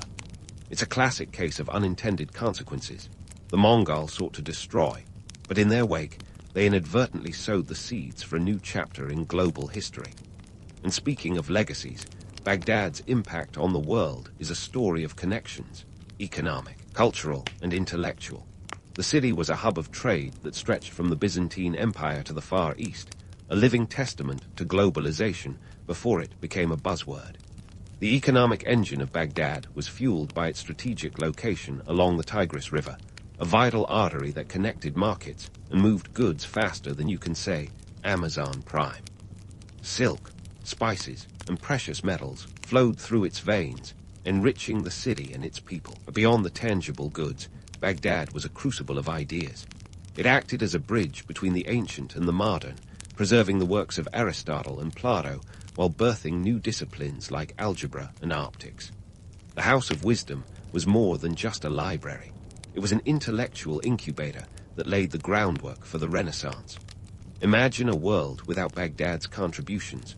No algebra to frustrate math students, no astrolabes to guide explorers. It's a chilling thought, and one that underscores the city's enduring significance. Yet, for all its grandeur, let's not romanticize medieval Baghdad into a utopian fantasy. The city was a place of stark contrasts. where opulence and poverty rubbed shoulders in an uneasy dance. Wealthy merchants might dine on saffron-laced dishes, while beggars scrounged for crumbs just outside their doors. The splendor of the caliph's palace could blind you to the squalor of the slums. It was a world where the gap between the haves and the have-nots was as wide as the Tigris itself, a reminder that even in a city of enlightenment, shadows lurked. And what about hygiene? Let's just say medieval Baghdad wasn't exactly a poster child for public health. The streets teemed with life, yes, but they also teemed with refuse, a potent reminder that sanitation was still centuries away from being a thing. Disease spread with the ease of a whispered secret, and life expectancy was a dicey proposition at best. So, while the city dazzled with its intellectual and economic prowess, it grappled with the same gritty realities that have dogged urban centers throughout history. As you wrap up your whirlwind day in this medieval marvel, it's tempting to look back with rose-tinted glasses, but let's keep it real. For all its achievements, Baghdad was a city of flesh and blood, of triumphs and tragedies. It was a place where dreams and realities collided, where the human spirit soared and stumbled in equal measure. It's a reminder that history is messy, filled with contradictions and complexities that defy easy categorization. So, as you settle back into the comforts of the 21st century, perhaps you'll look at Baghdad not just as a relic of the past, but as a vibrant testament to the enduring power of human endeavor. It's a legacy that echoes through the ages, challenging us to dream big, think deeply, and embrace the chaotic beauty of our shared history. Because if there's one thing Baghdad teaches us, it's that even amidst the ruins, there's always room for renewal. And with that, you can finally let out that breath you've been holding.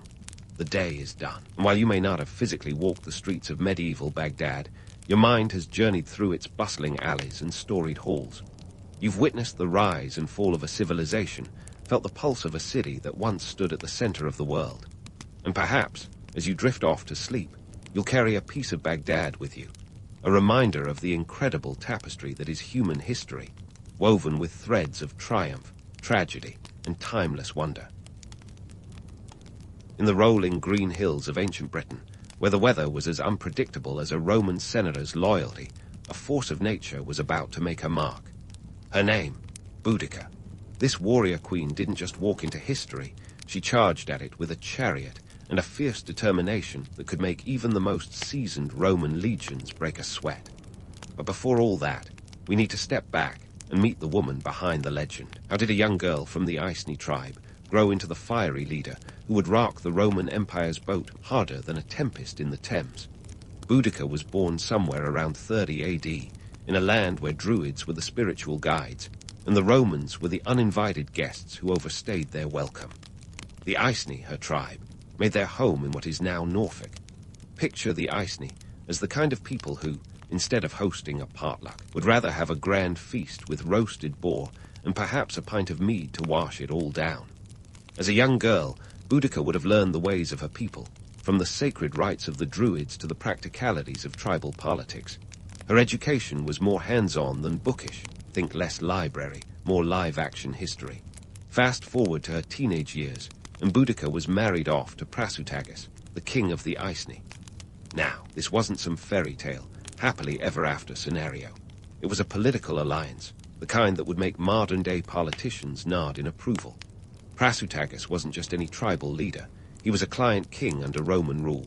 This meant he got to keep his crown as long as he played nice with the Roman bigwigs, paid his taxes, and didn't start any rebellions. In return, the Romans let him rule his patch of land with a semblance of autonomy. However, the Romans were not exactly known for their subtlety or generosity. Their idea of diplomacy often involved a heavy tax bill and a thinly veiled threat of invasion. As the Romans tightened their grip on Britain, economic pressures began to mount. The Romans were nothing if not thorough in their bureaucracy, and they had a knack for turning taxes into an art form. The Iceni, like other tribes, were expected to cough up hefty sums to keep the Roman Empire's wheels greased. The tax demands were so high that even a modern tax accountant might break into a cold sweat at the thought. Imagine being asked to pay in grain, livestock, and sometimes even your own citizens, who could be shipped off to serve in the Roman legions or as slaves. Despite these pressures, Prasutagus managed to keep the peace for a while. He was a bit like a juggler, keeping the Romans and his own people happy, or at least not at each other's throats. However, his death around 60 AD set off a chain of events that would make any soap opera look tame by comparison. Prasutagus had the brilliant idea to leave his kingdom jointly to his daughters and the Roman emperor in his will. It was a move that screamed compromise, but was interpreted by the Romans as thanks, we'll take it all now. Enter the Romans and their less than diplomatic finesse. Instead of honoring Prasutagus's wishes, they saw his death as an opportunity to gobble up the Iceni lands like a kid in a candy store. They seized property, increased taxes, and generally acted like the worst kind of house guests. To add insult to injury, when Boudica objected, the Romans decided to teach her a lesson. Their idea of a lesson involved flogging Boudica publicly and reportedly assaulting her daughters. It was the kind of incident that could turn even the most mild-mannered person into a revolutionary. The socio-political climate of Roman-occupied Britain was a powder keg waiting to explode. The Romans, with their straight roads and grand villas, were the embodiment of order, or at least their version of it. To the native Britons, they were an occupying force, trampling over traditions and imposing foreign laws. The tensions were palpable, a bit like a really awkward family dinner where nobody wants to acknowledge the elephant in the room, except this elephant was heavily armed and spoke Latin. Boudica's response to the Roman injustices was not to simply grumble in her mead. Instead, she rallied her people with a fervor that would make any motivational speaker jealous. She wasn't just breaking glass ceilings. She was shattering them with the force of a chariot charge. The story of Boudica is often romanticized as a tale of noble resistance against a cruel empire. Yet, the reality was grittier. Her fight was not just for honor, but for survival in a world where the choices were limited and often brutal. Boudica's early life and the socio-political intricacies of her marriage to Prasutagus were the prologue to a much larger drama, a rebellion that would echo through the ages. The Romans may have had their legions and their laws, but Boudica had something else, an indomitable spirit and a keen sense of justice. It was this combination that set the stage for one of history's most famous revolts, a story where the underdog didn't just bark back at the empire, she bit with ferocity. As we've seen, Boudica's journey from obscure tribal queen to legendary warrior was no easy ride. But then again, history rarely is. And so, the stage was set for Boudica to take her place in the annals of history, not as a mere footnote, but as a symbol of defiance against imperial tyranny. The Romans, with their penchant for underestimating anyone who didn't wear a toga, had just lit the fuse on a powder keg. With Prasutagus out of the picture and Boudica subjected to brutal humiliation, the fuse reached its inevitable explosion. Revolt. Now, let's not sugarcoat it. The Romans had this coming. Their heavy-handed tactics and casual cruelty were like repeatedly poking a bear with a stick and acting surprised when it roars back. The Roman Empire, despite its sophistication, was often blind to the simmering resentments it brewed in its conquered territories. In Boudica's case, they mistakenly assumed that a display of force would cow the Iceni into submission. Spoiler alert, it didn't. With her husband's death and the subsequent Roman betrayal, Boudica's response was to galvanize her people into action. And here's where things get interesting. The Iceni weren't the only tribe feeling the Roman boot on their necks. Boudica's charisma and righteous fury acted like a magnet, drawing allies from neighboring tribes such as the Trinovantes. Together, they formed an army that was less a ragtag band of rebels and more a force to be reckoned with.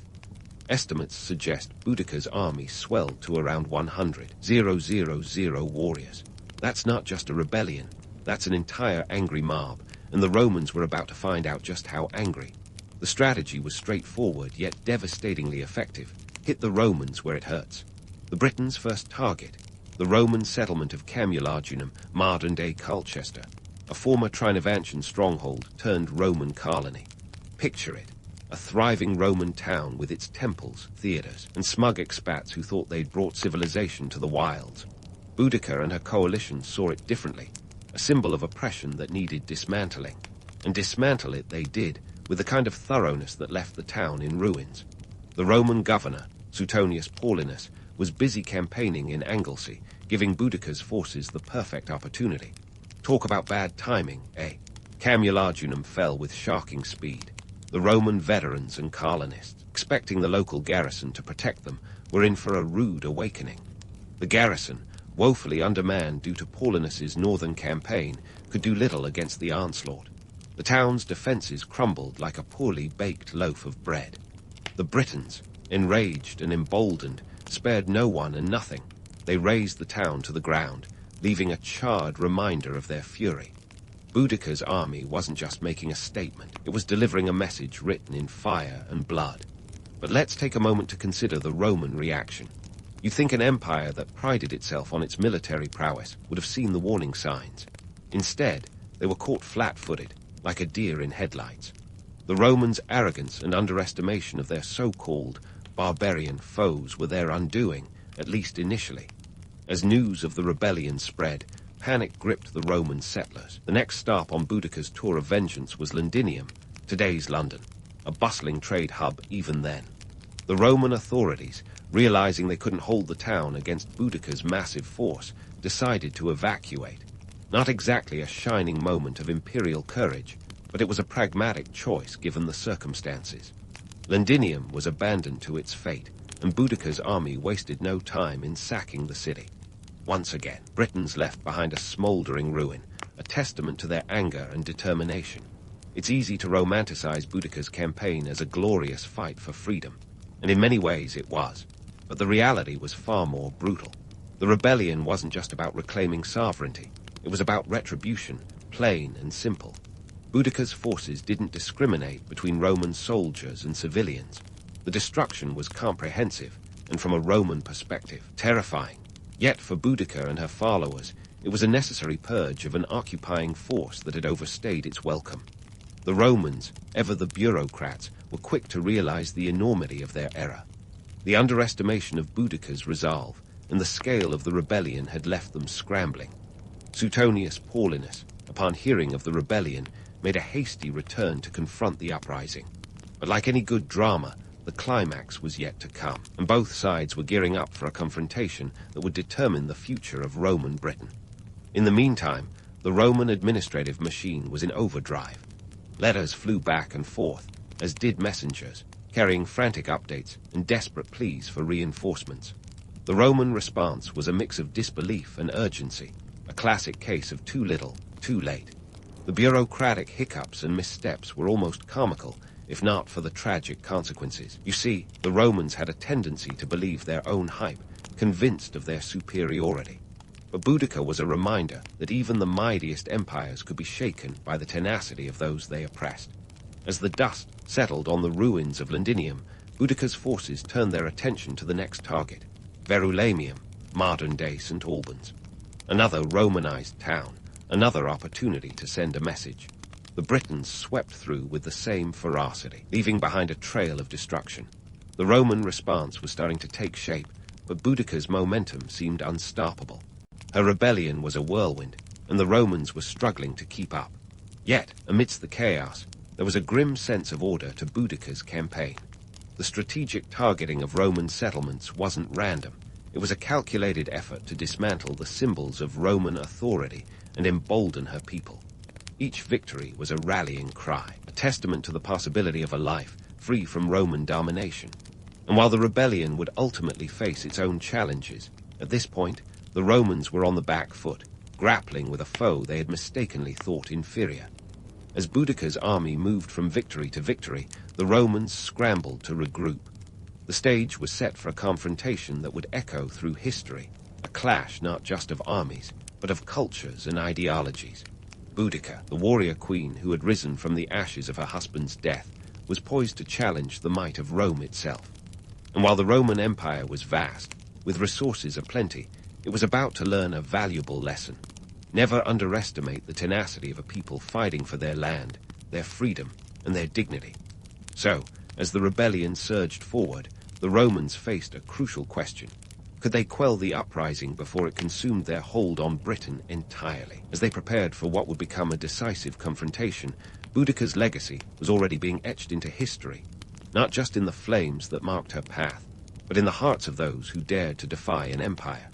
And therein lies the real power of Boudica's rebellion, a reminder that even the smallest spark can ignite a blaze that challenges the mightiest of foes.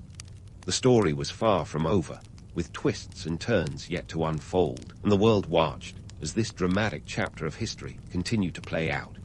As the Roman Empire scrambled to reclaim its grip on Britain, Boudica was busy rewriting the script of resistance with each furious advance.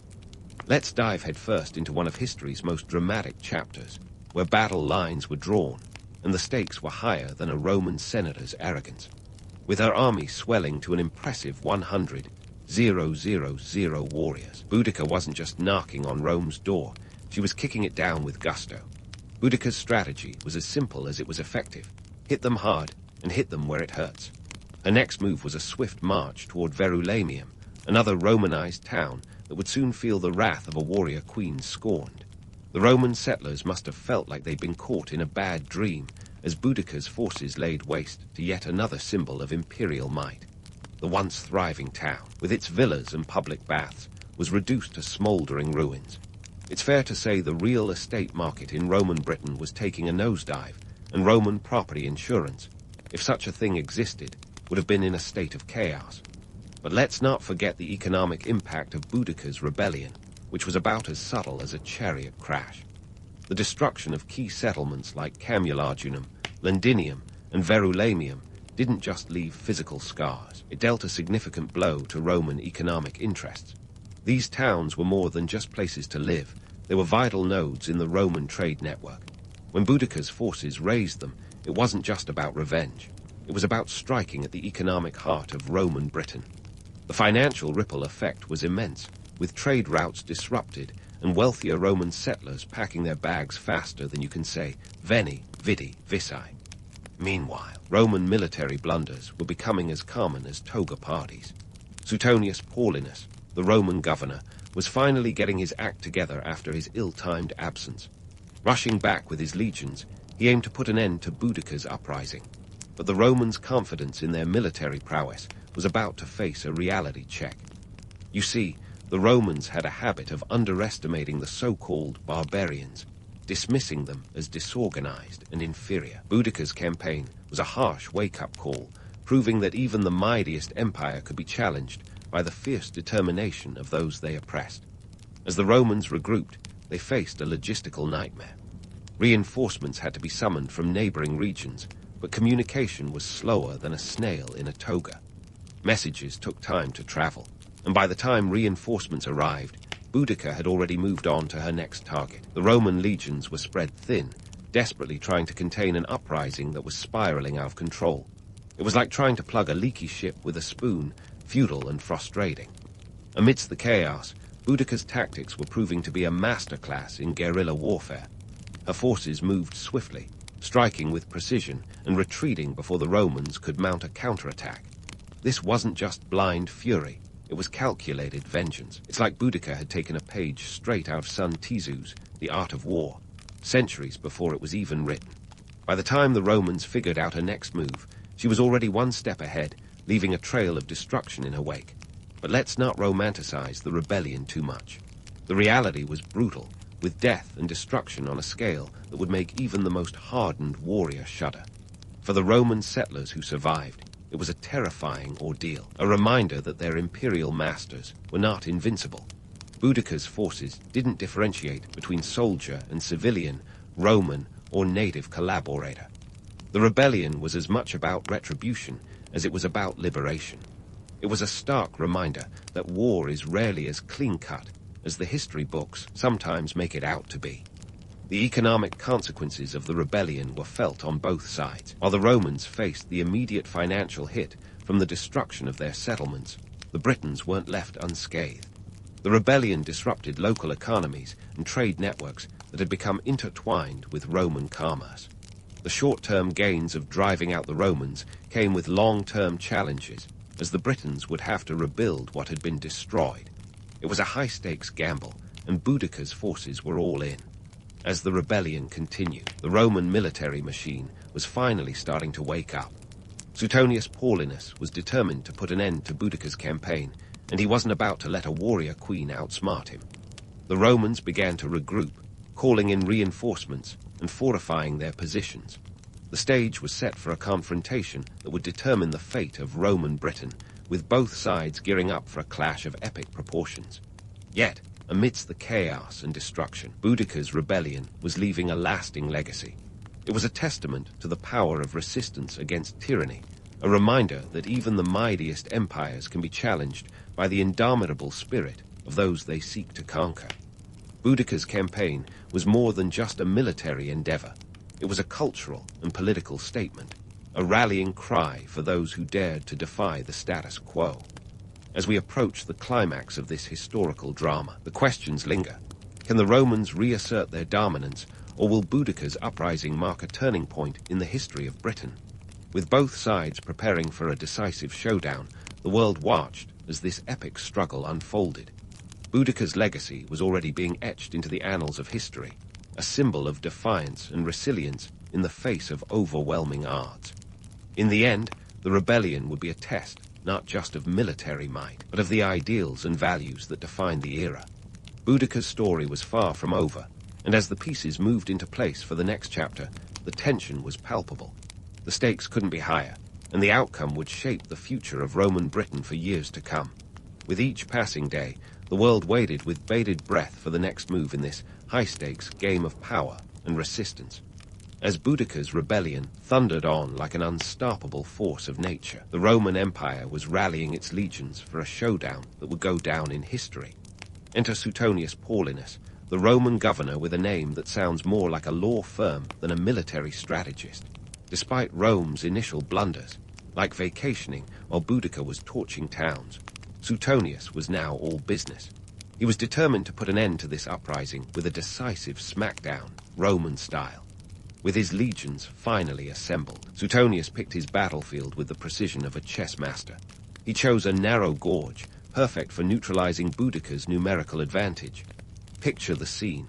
The Romans, outnumbered but not outsmarted, dug in with their backs to thick woods, effectively creating a death trap for the charging Britons. This wasn't a fair fight. It was a tactical genius at work. For the Romans, this was less about courage and more about cunning. As Boudica's forces arrived, the tension was thicker than a Roman gladiator's bicep.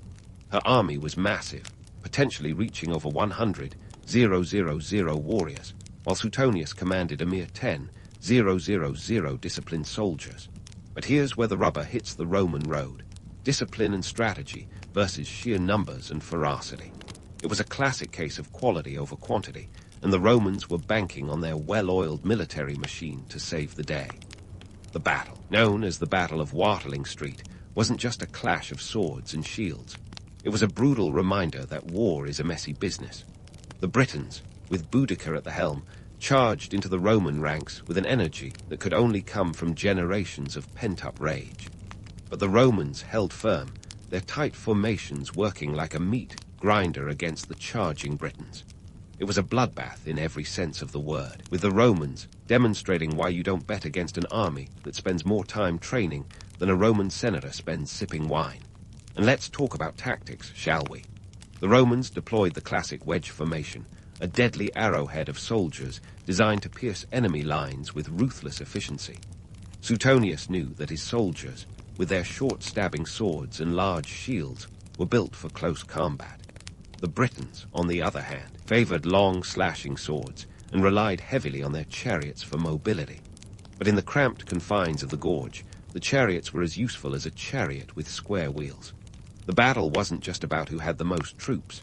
It was about who could keep their head when the world was going to hell. The Romans, drilled to perfection, moved like a single entity, while the Britons, despite their numbers, struggled to maintain cohesion. It was the military equivalent of watching a well-choreographed dance against a wild, chaotic marsh pit. As the dust settled and the screams faded, the stark reality emerged. Boudica's forces were decimated. Estimates suggest that as many as 80,000 Britons lay dead, compared to only a few hundred Roman casualties. It was a staggering defeat, one that underscored the brutal efficiency of Roman military tactics. Boudica's rebellion, which had once burned so brightly, was now extinguished in the bloody fields of Watling Street. In the aftermath, Boudica herself vanished from the historical record, her fate shrouded in mystery. Some say she took her own life with poison to avoid capture, while others suggest she died from illness or injuries sustained in battle. Whatever the truth, her legend lived on, growing with each retelling, like a story passed down around a fire. She became a symbol of resistance, beacon for those who dared to dream of freedom from oppression. But let's not sugarcoat it. The Romans were quick to spin this victory into a narrative of imperial might. Suetonius was hailed as a hero, his victory over Boudica used as a cautionary tale to keep the provinces in line. Propaganda, or as we might call it today, the original fake news, played a crucial role in solidifying Roman control. The message was clear. Rome might be lenient, but cross it, and you'd face the full weight of its military machine. Yet, for all their triumph, the Romans faced the long-term consequences of Boudica's rebellion. The destruction of key settlements had left economic scars that wouldn't heal overnight. Rebuilding efforts were costly, and the once thriving trade routes needed time to recover. In addition, the rebellion had exposed the vulnerabilities of Roman rule in Britain, forcing the empire to reconsider its approach to governance. It was a wake-up call, a reminder that an empire is only as strong as its weakest link. Despite the crushing defeat, Boudica's legacy endured. She became a folk hero, a symbol of defiance against tyranny, her story resonating with those who longed for justice and autonomy. The romanticized version of her tale would inspire countless generations, from medieval chroniclers to modern-day activists. Her name became synonymous with courage and resistance, a testament to the power of one woman's resolve against the mightiest empire of her time. As for Suetonius, his victory at Watling Street earned him accolades, but his heavy-handed response in the aftermath eventually led to his recall. Even the Romans realized that ruling through fear and repression was a double-edged sword.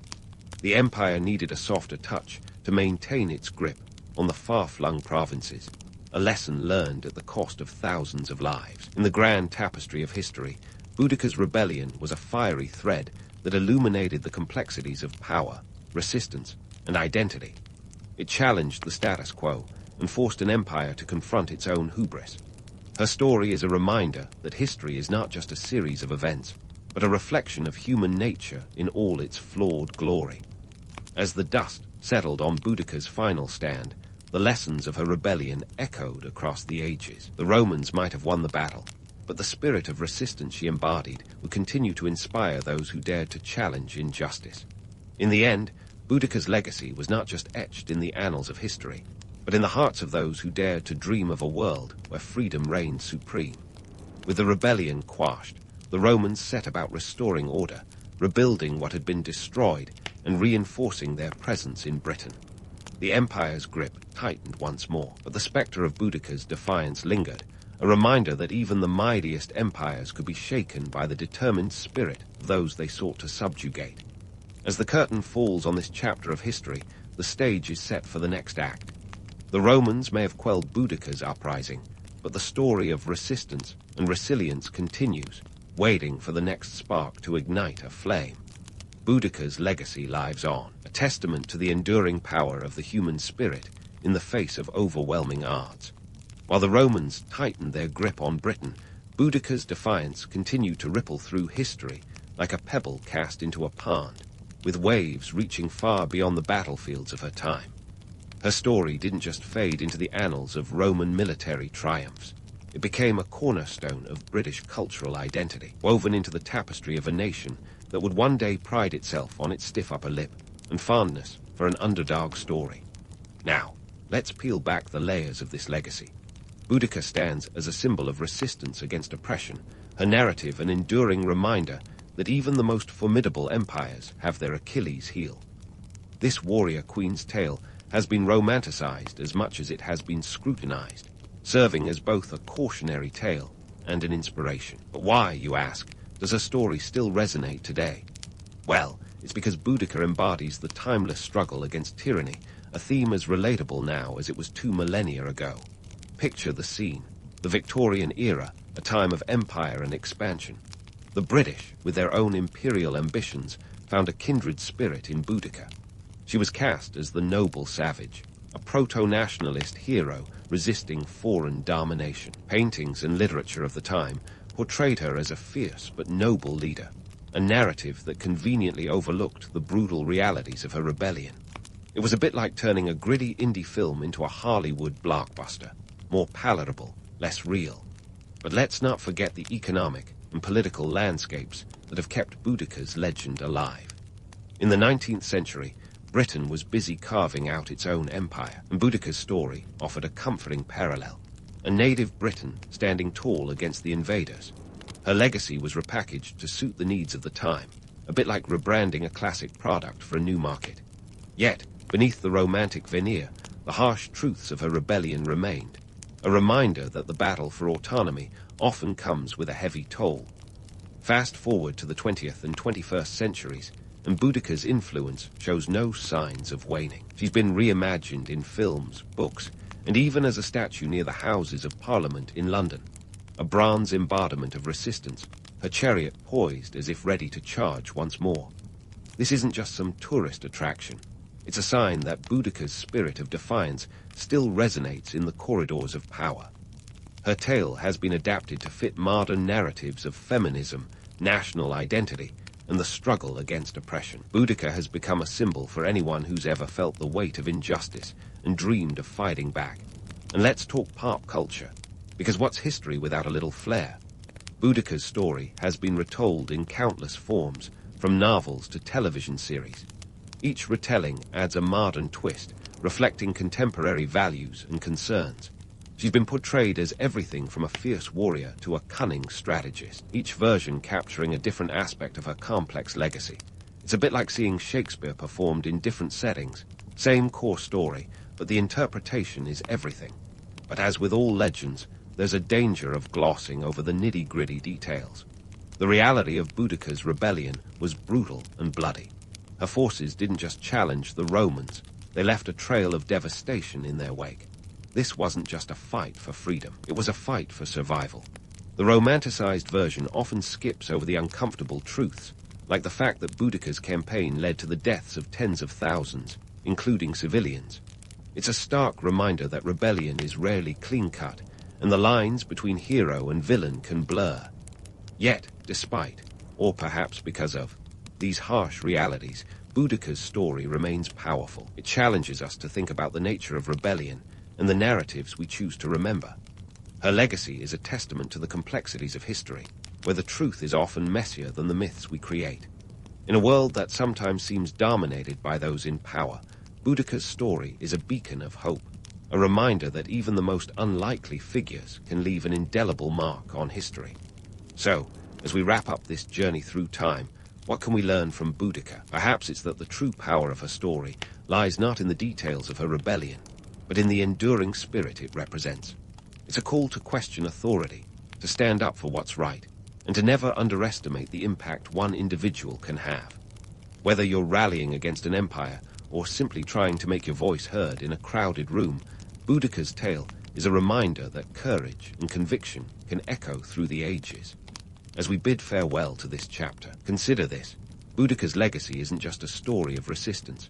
It's a mirror reflecting our own struggles with power, identity, and justice. Her tale invites us to look beyond the romanticized myths and confront the raw, often uncomfortable truths of the past. It challenges us to find the courage to write our own stories, to stand firm in the face of adversity, and to remember that history is never just about what happened. It's about how it continues to shape who we are. In the end, Boudica's legacy is a tapestry of defiance, woven with threads of hope, resilience, and resistance. It's a story that refuses to be forgotten, a testament to the enduring power of the human spirit. So, as you drift off to sleep with these tales echoing in your mind, remember that history isn't just a collection of dates and events. It's a living, breathing narrative, waiting for the next chapter to be written. And who knows, perhaps you'll find a bit of Boudica's fire in your own story, ready to spark a change that echoes through time. In the bustling heart of Rome, young Gaius Octavius Thurinus, who'd let us swap out his clunky name for the snappier Augustus, was just a teenager with a penchant for ambition and a nose for opportunity. Born in 63 BCE, Octavian's early years were anything but ordinary, thanks to a family tree with more twists than a Roman aqueduct. His great-uncle was none other than Julius Caesar, the man who'd soon be more famous for his salad than his senatorial speeches. Octavian's ascent to power began with an unexpected twist worthy of any Roman soap opera. At the tender age of 18, he suddenly found himself the adopted heir of Caesar, thanks to a will that Caesar had the foresight to update before his untimely demise in 44 BCE. This wasn't just any inheritance. It was the political equivalent of winning the ancient lottery, except this prize came with knives and Senate conspiracies. Octavian was now thrust into the chaos of Roman politics, a world where friends were often enemies, and a well-timed backstab could be more effective than any campaign speech. The aftermath of Caesar's assassination was like the Roman version of musical chairs, but with fewer chairs and more daggers. The Senate was in upheaval, the streets were teeming with unrest, and every ambitious noble was eyeing the power vacuum like a lion sizing up a gazelle.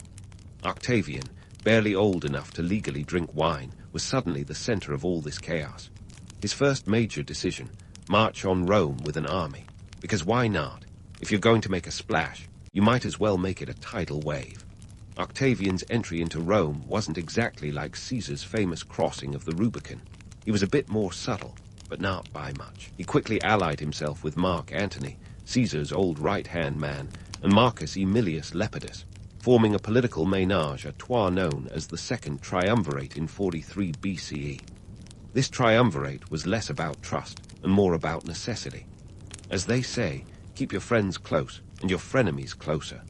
Together they pursued Caesar's assassins, Brutus and Cassius, across the Roman territories. The climactic showdown came at the Battle of Philippi in 42 BCE, which was more of a series of skirmishes than a single grand battle. Octavian, still green behind the ears, was actually laid up in his tent sick for most of the action. It was Antony who did the heavy lifting, but hey, victory is victory.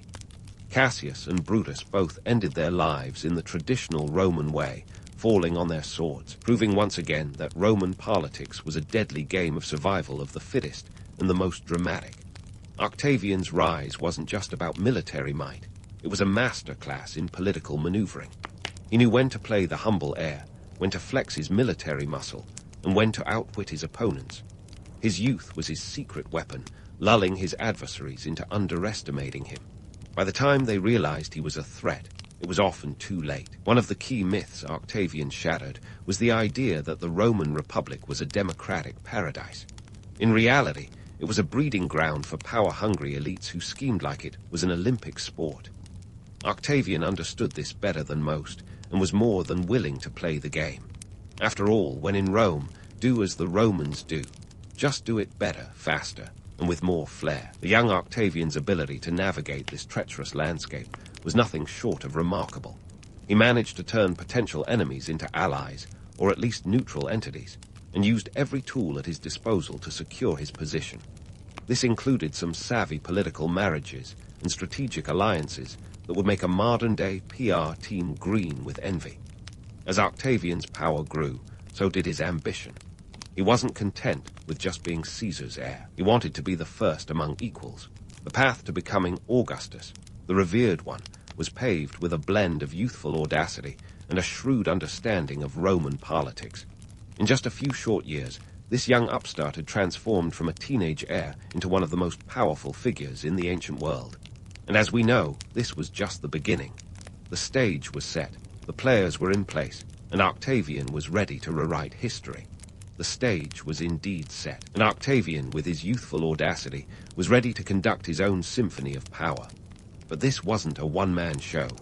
No, the Second Triumvirate was a political cocktail shaken, not stirred, with equal parts ambition, necessity, and mutual distrust. Mark Antony and Lepidus were his co-conspirators, though calling them partners might be a stretch.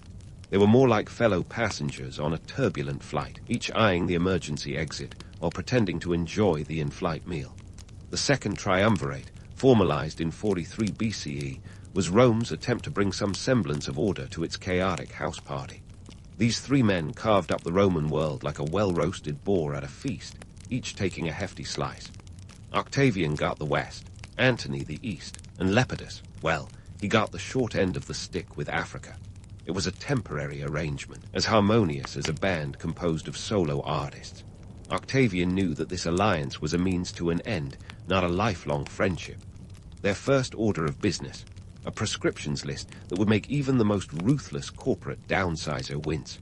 Names were added faster than you could say political purge, and anyone unfortunate enough to be on it was, quite literally, toast. This grim raster was a stark reminder. Roman politics was less about winning hearts and more about keeping your own beating. As the triumvirate flexed its muscles, the uneasy peace began to show cracks. Lepidus, the perennial benchwarmer in this trio, soon found himself edged out of the game entirely. His downfall came after an ill-advised attempt to siphon off power in Sicily. Octavian, never one to miss an opportunity, stripped him of his titles quicker than you could say, "You snooze, you lose," leaving Lepidus to a quiet retirement. It's a classic lesson in Roman politics. Better to be the executor than the executed. With Lepidus sidelined, the real showdown was set to happen between Octavian and Antony. Antony, stationed in the east, was busy with Cleopatra, the Queen of Egypt and ancient history's favorite femme fatale. Their alliance wasn't just a romantic entanglement. It was a strategic partnership that threatened Octavian's ambitions. Cleopatra was a ruler in her own right, with her own goals and a treasury that could make a Roman general weep with envy.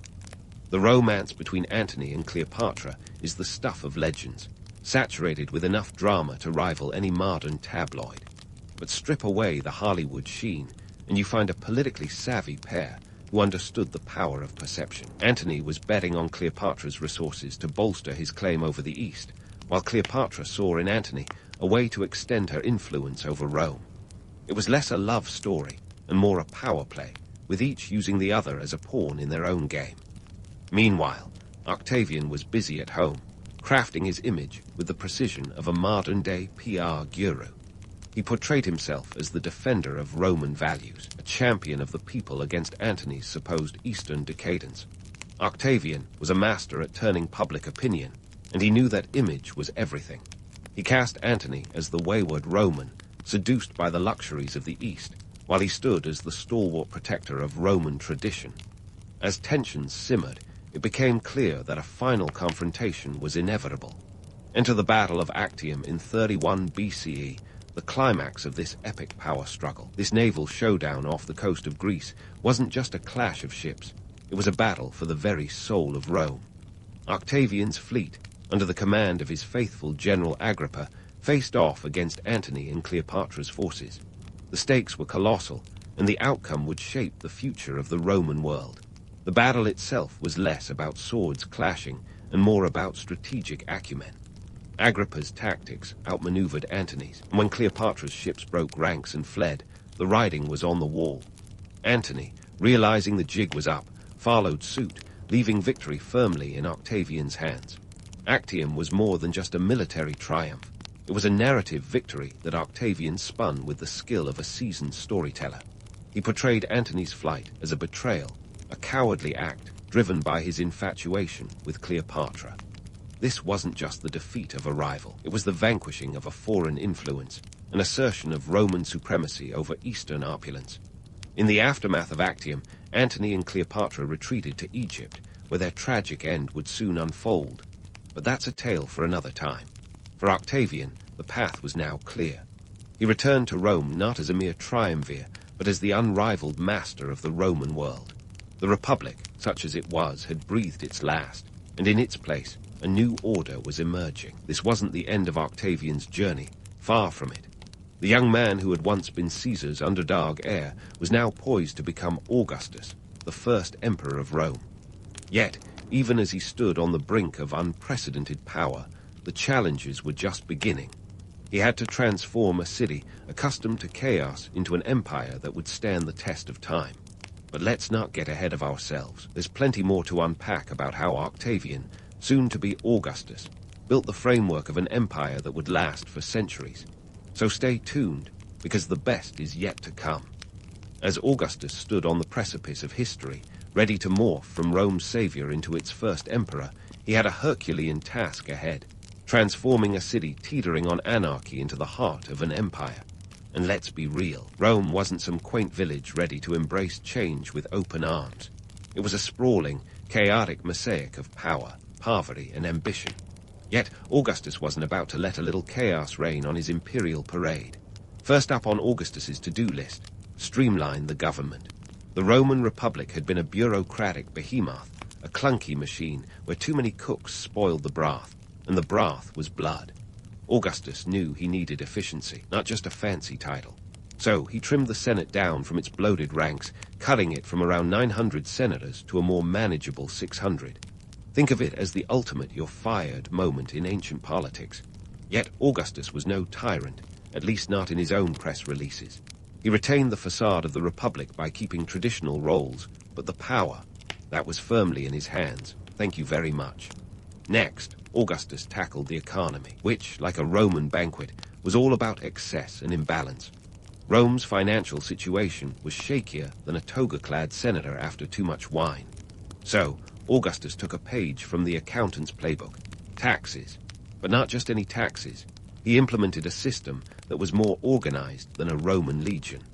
Provinces were assessed based on their wealth, and tax collectors were now state employees rather than the corrupt private contractors of yore. This move wasn't just about filling the coffers. It was about stabilizing the entire empire. And here's the kicker. Augustus was so good at this that he managed to leave the treasury with 7 billion sesterces when he died. That's like winning the lottery and investing it all in a high-yield savings account. Responsible, yes. Exciting, not exactly. And then there were the public works. Augustus figured if you're going to rule, you might as well do it from a city that doesn't look like it was designed by toddlers with building blocks. Over his reign, he transformed Rome with a building spree that would make any modern urban planner swoon. The man literally boasted, "I found Rome a city of bricks and left it a city of marble." And he wasn't kidding. Aqueducts, roads, temples, you name it, Augustus built it. The Aqua Virgo, for instance, was a dazzling feat of engineering, bringing fresh water over 11 miles into the heart of Rome. Yet the labor was no picnic. Slaves, war captives, and lower-class citizens bore the brunt of the work, building a city that would shine for the elite while they toiled in the shadows. But Augustus wasn't just a builder of cities. He was a builder of peace, or at least a version of it that suited his narrative. The Pax Romana, or Roman peace, was his crowning achievement. For a staggering 200 years, the empire enjoyed relative tranquility.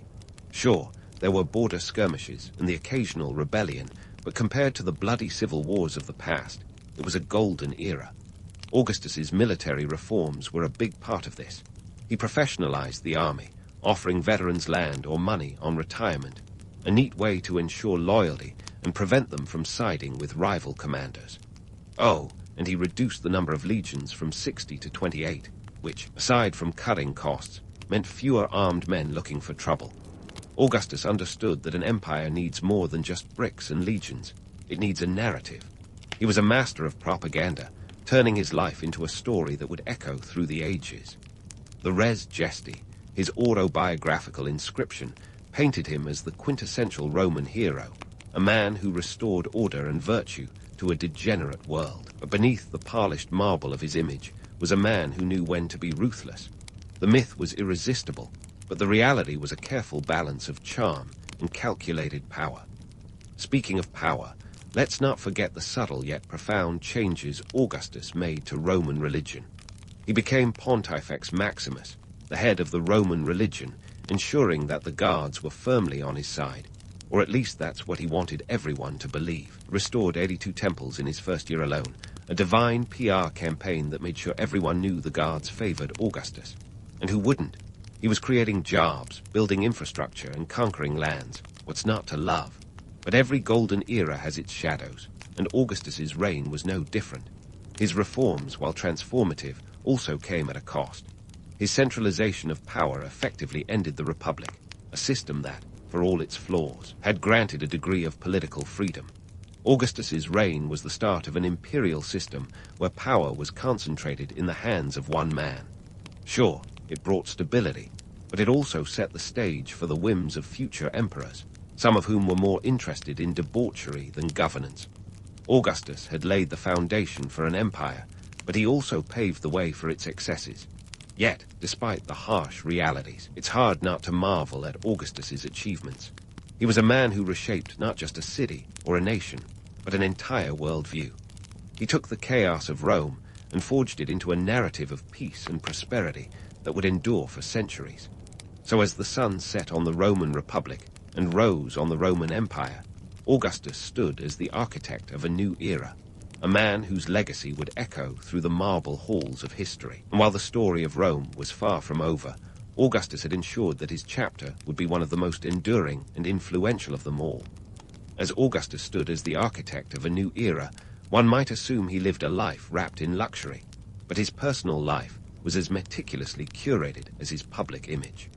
The man behind the marble facade was as much a product of strategy as the empire he built. Augustus's marriage to Livia Drusilla, for example, wasn't just a romantic union, it was a political power move. Think of it as ancient Rome's version of a power couple, minus the Instagram selfies. Livia was no demure Roman matron. She was a force of nature, and Augustus knew a good thing when he saw it. They married in 38 BCE, and Livia brought more than just her dowry to the table. She was Augustus's confidante, his advisor, and the unofficial CEO of his domestic affairs. Together, they presented a picture of stability and virtue, a perfect Roman household, which was more about optics than reality. Despite their idyllic portrayal, the couple had no children together, a fact that Augustus, ever the spin doctor, downplayed in favor of highlighting his existing family ties. Ah, family ties. Now there's a subject that could fill a Roman amphitheater with drama. Augustus had a complicated web of relations, and his succession plans were a veritable Game of Thrones. His daughter, Julia the Elder, was married off to secure alliances, but her personal life was a Roman tabloid's dream. Known for her scandalous affairs, Julia's antics were a far cry from the virtuous image Augustus wanted to project. Her eventual exile to a remote island was less about punishment and more about damage control, a classic case of out of sight, out of mind. Augustus's succession plan was like a relay race with a cursed baton. He initially favored his nephew Marcellus, but fate had other plans. Marcellus died young, leaving Augustus to switch gears faster than a Roman charioteer. He then turned to his grandsons, Gaius and Lucius, but they too met untimely ends. It seemed the guards had a twisted sense of humor when it came to Augustus's heirs. Finally, in a move that surprised no one and everyone at once, he adopted Tiberius, his stepson through Livia, as his successor. Tiberius was about as charming as a Roman bathhouse on cleaning day, but he was competent, and that was enough for Augustus. Now, let's talk about Augustus's leadership style, a topic that could spark debates more heated than a Roman forum at noon. Augustus mastered the art of understated power. He wore the mantle of princeps, or first citizen, rather than a king or dictator, a shrewd move that kept the Senate mollified and the people on his side. It was all about perception. He had powers akin to a monarch, but he wrapped them in the comforting toga of republican tradition. Augustus was like the emperor who wasn't quite an emperor, at least not on paper. But let's not kid ourselves. Augustus wasn't above flexing his muscles when necessary. His rule was marked by a delicate balance between leniency and ruthlessness. He was generous with those who played by his rules and merciless to those who defied him. The myth of Augustus as a benevolent ruler is 1 part truth, 2 parts propaganda. His reign was peppered with proscriptions and purges, a reminder that in the game of Roman politics, the stakes were life and death. And then there was the matter of his public image. Augustus was the ultimate brand manager, crafting a narrative of piety, prosperity, and peace. He was the father of the nation, the pater patriae, and he made sure everyone knew it. Through the use of statues, coins, and monuments, he embedded his image into the very fabric of Roman life. The Ara Pacis, a grand altar celebrating his achievements, was less a piece of art and more a billboard proclaiming the glory of Augustus. It was like the ancient world's Times Square, but with more togas and fewer neon lights. Augustus was a master of myth-making, and he understood that history would be written by the victors, specifically by the victors who sponsored the best scribes. His autobiography, the Res Gesti, was less a historical account and more a carefully curated highlight reel of his greatest hits. It was a narrative that painted him as the savior of Rome, conveniently glossing over the more brutal aspects of his rise to power. The truth, as always, was somewhere between the lines. In the end, Augustus was a man who walked a tightrope between perception and reality. He was both a visionary and a pragmatist, a ruler who understood that the key to power was not just holding it, but making it seem like you were doing everyone a favor by doing so. As we peel back the layers of the image he projected, we find a complex figure who was as much a product of his time as he was its shaper. Augustus's legacy is a testament to the power of narrative, a reminder that history is not just about what happened, but how it was told. But hold that thought. The saga of Augustus is far from over. We've only scratched the surface of the man behind the empire. There's more to explore in the labyrinth of his life, from the shadows of his personal relationships to the far-reaching impact of his reign. Stay tuned, because the intrigue only deepens from here. As we dive back into the story of Augustus, it's time to pull the curtain on Act V, the legacy. Augustus shuffled off this mortal coil in AD 14, leaving behind an empire that was both a testament to his genius and a ticking time bomb of imperial excess. His death wasn't just an end. It was the opening scene of a new Roman drama, where his carefully constructed empire would either thrive or implode under the weight of his successor's ambitions. Augustus's passing wasn't a quiet affair. It was the kind of event that historians love to romanticize. Picture it. The man who'd fashioned himself as the Pater Patriae, or father of his country, bidding farewell to a Rome that he'd sculpted with the precision of a master artisan. He died in Nola, a town in southern Italy, after a solid 40-year reign, a tenure that outlasted most political careers, ancient or modern. As he lay on his deathbed, he supposedly quipped his famous last words, asking if he'd played his part well in the farce of life. You have to admire the gallows humor. With Augustus gone, the empire faced the daunting task of soldiering on without its architect. He'd left Tiberius, his stepson and adopted heir, in charge, a choice that was more about pragmatism than passion. Tiberius was no Augustus. His charisma was about as lively as a toga party without wine. But he was competent, a trait Augustus valued more than flair. Under Tiberius, the empire would continue its expansion, stretching its borders like a politician's promises.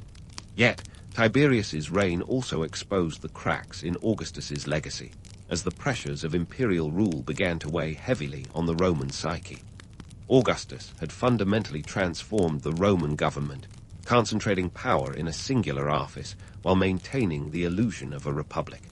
It was a delicate dance, a balancing act that required the poise of a tightrope walker. But post-Augustus, the emperors who followed often lacked the finesse to keep up the charade. The Senate, once a bastion of Roman political life, found itself increasingly sidelined, its power diluted to that of a figurehead. What Augustus had achieved was essentially a monarchy in all but name, and this opened the door for future rulers to embrace the title and the autocracy that came with it. Economically, Augustus left Rome in a better state than he found it, but the prosperity of his reign came with a caveat, a reliance on expansion. The empire needed a steady influx of conquered territories to maintain its wealth, a fact that future emperors couldn't ignore. Expansion was the Roman answer to economic woes, a strategy as sustainable as a diet of bread and circuses. Tiberius managed to keep the show going without adding much to the imperial map, but later emperors would push Rome's borders further, sometimes to disastrous effect. Augustus's influence was not limited to Rome's political and economic spheres. His cultural reforms left an indelible mark on Roman society. The Pax Romana, or Roman peace, was a period of relative tranquility that allowed arts and architecture to flourish. Augustus understood the power of culture as a unifying force, and he championed works that glorified Rome and, by extension, himself. The Aeneid, Virgil's epic poem, was more than just a literary masterpiece. It was a piece of Augustan propaganda, weaving mythology with imperial ideology. It portrayed Rome as a divinely ordained empire, a narrative that Augustus was more than happy to endorse. On the social front, Augustus's reforms were a mixed bag. He championed moral legislation, promoting family values, and trying to curb what he saw as moral decay. His laws encouraged marriage and childbirth, offering rewards to those who complied and penalties to those who didn't. It was a social engineering project that would make any modern political strategist proud, but it also smacked of control, an uncomfortable reminder of the power Augustus wielded over the private lives of his subjects. Yet for all his successes, Augustus's legacy was not without its shadows. His reign set the precedent for the imperial excesses that would eventually contribute to Rome's decline. The concentration of power in one individual created a system that was only as stable as its ruler. Augustus was a master of balance, but his successors varied wildly in competence and temperament. From the tyrannical reigns of emperors like Caligula and Nero to the more stable but equally autocratic rule of emperors like Hadrian, the question of succession would haunt Rome for centuries. And then there's the myth of Augustus himself, a tale as compelling as it is complex. He was the man who restored order to a fractured republic, yet his methods were anything but democratic. He was a ruler who brought peace through strength, prosperity through conquest, and order through control.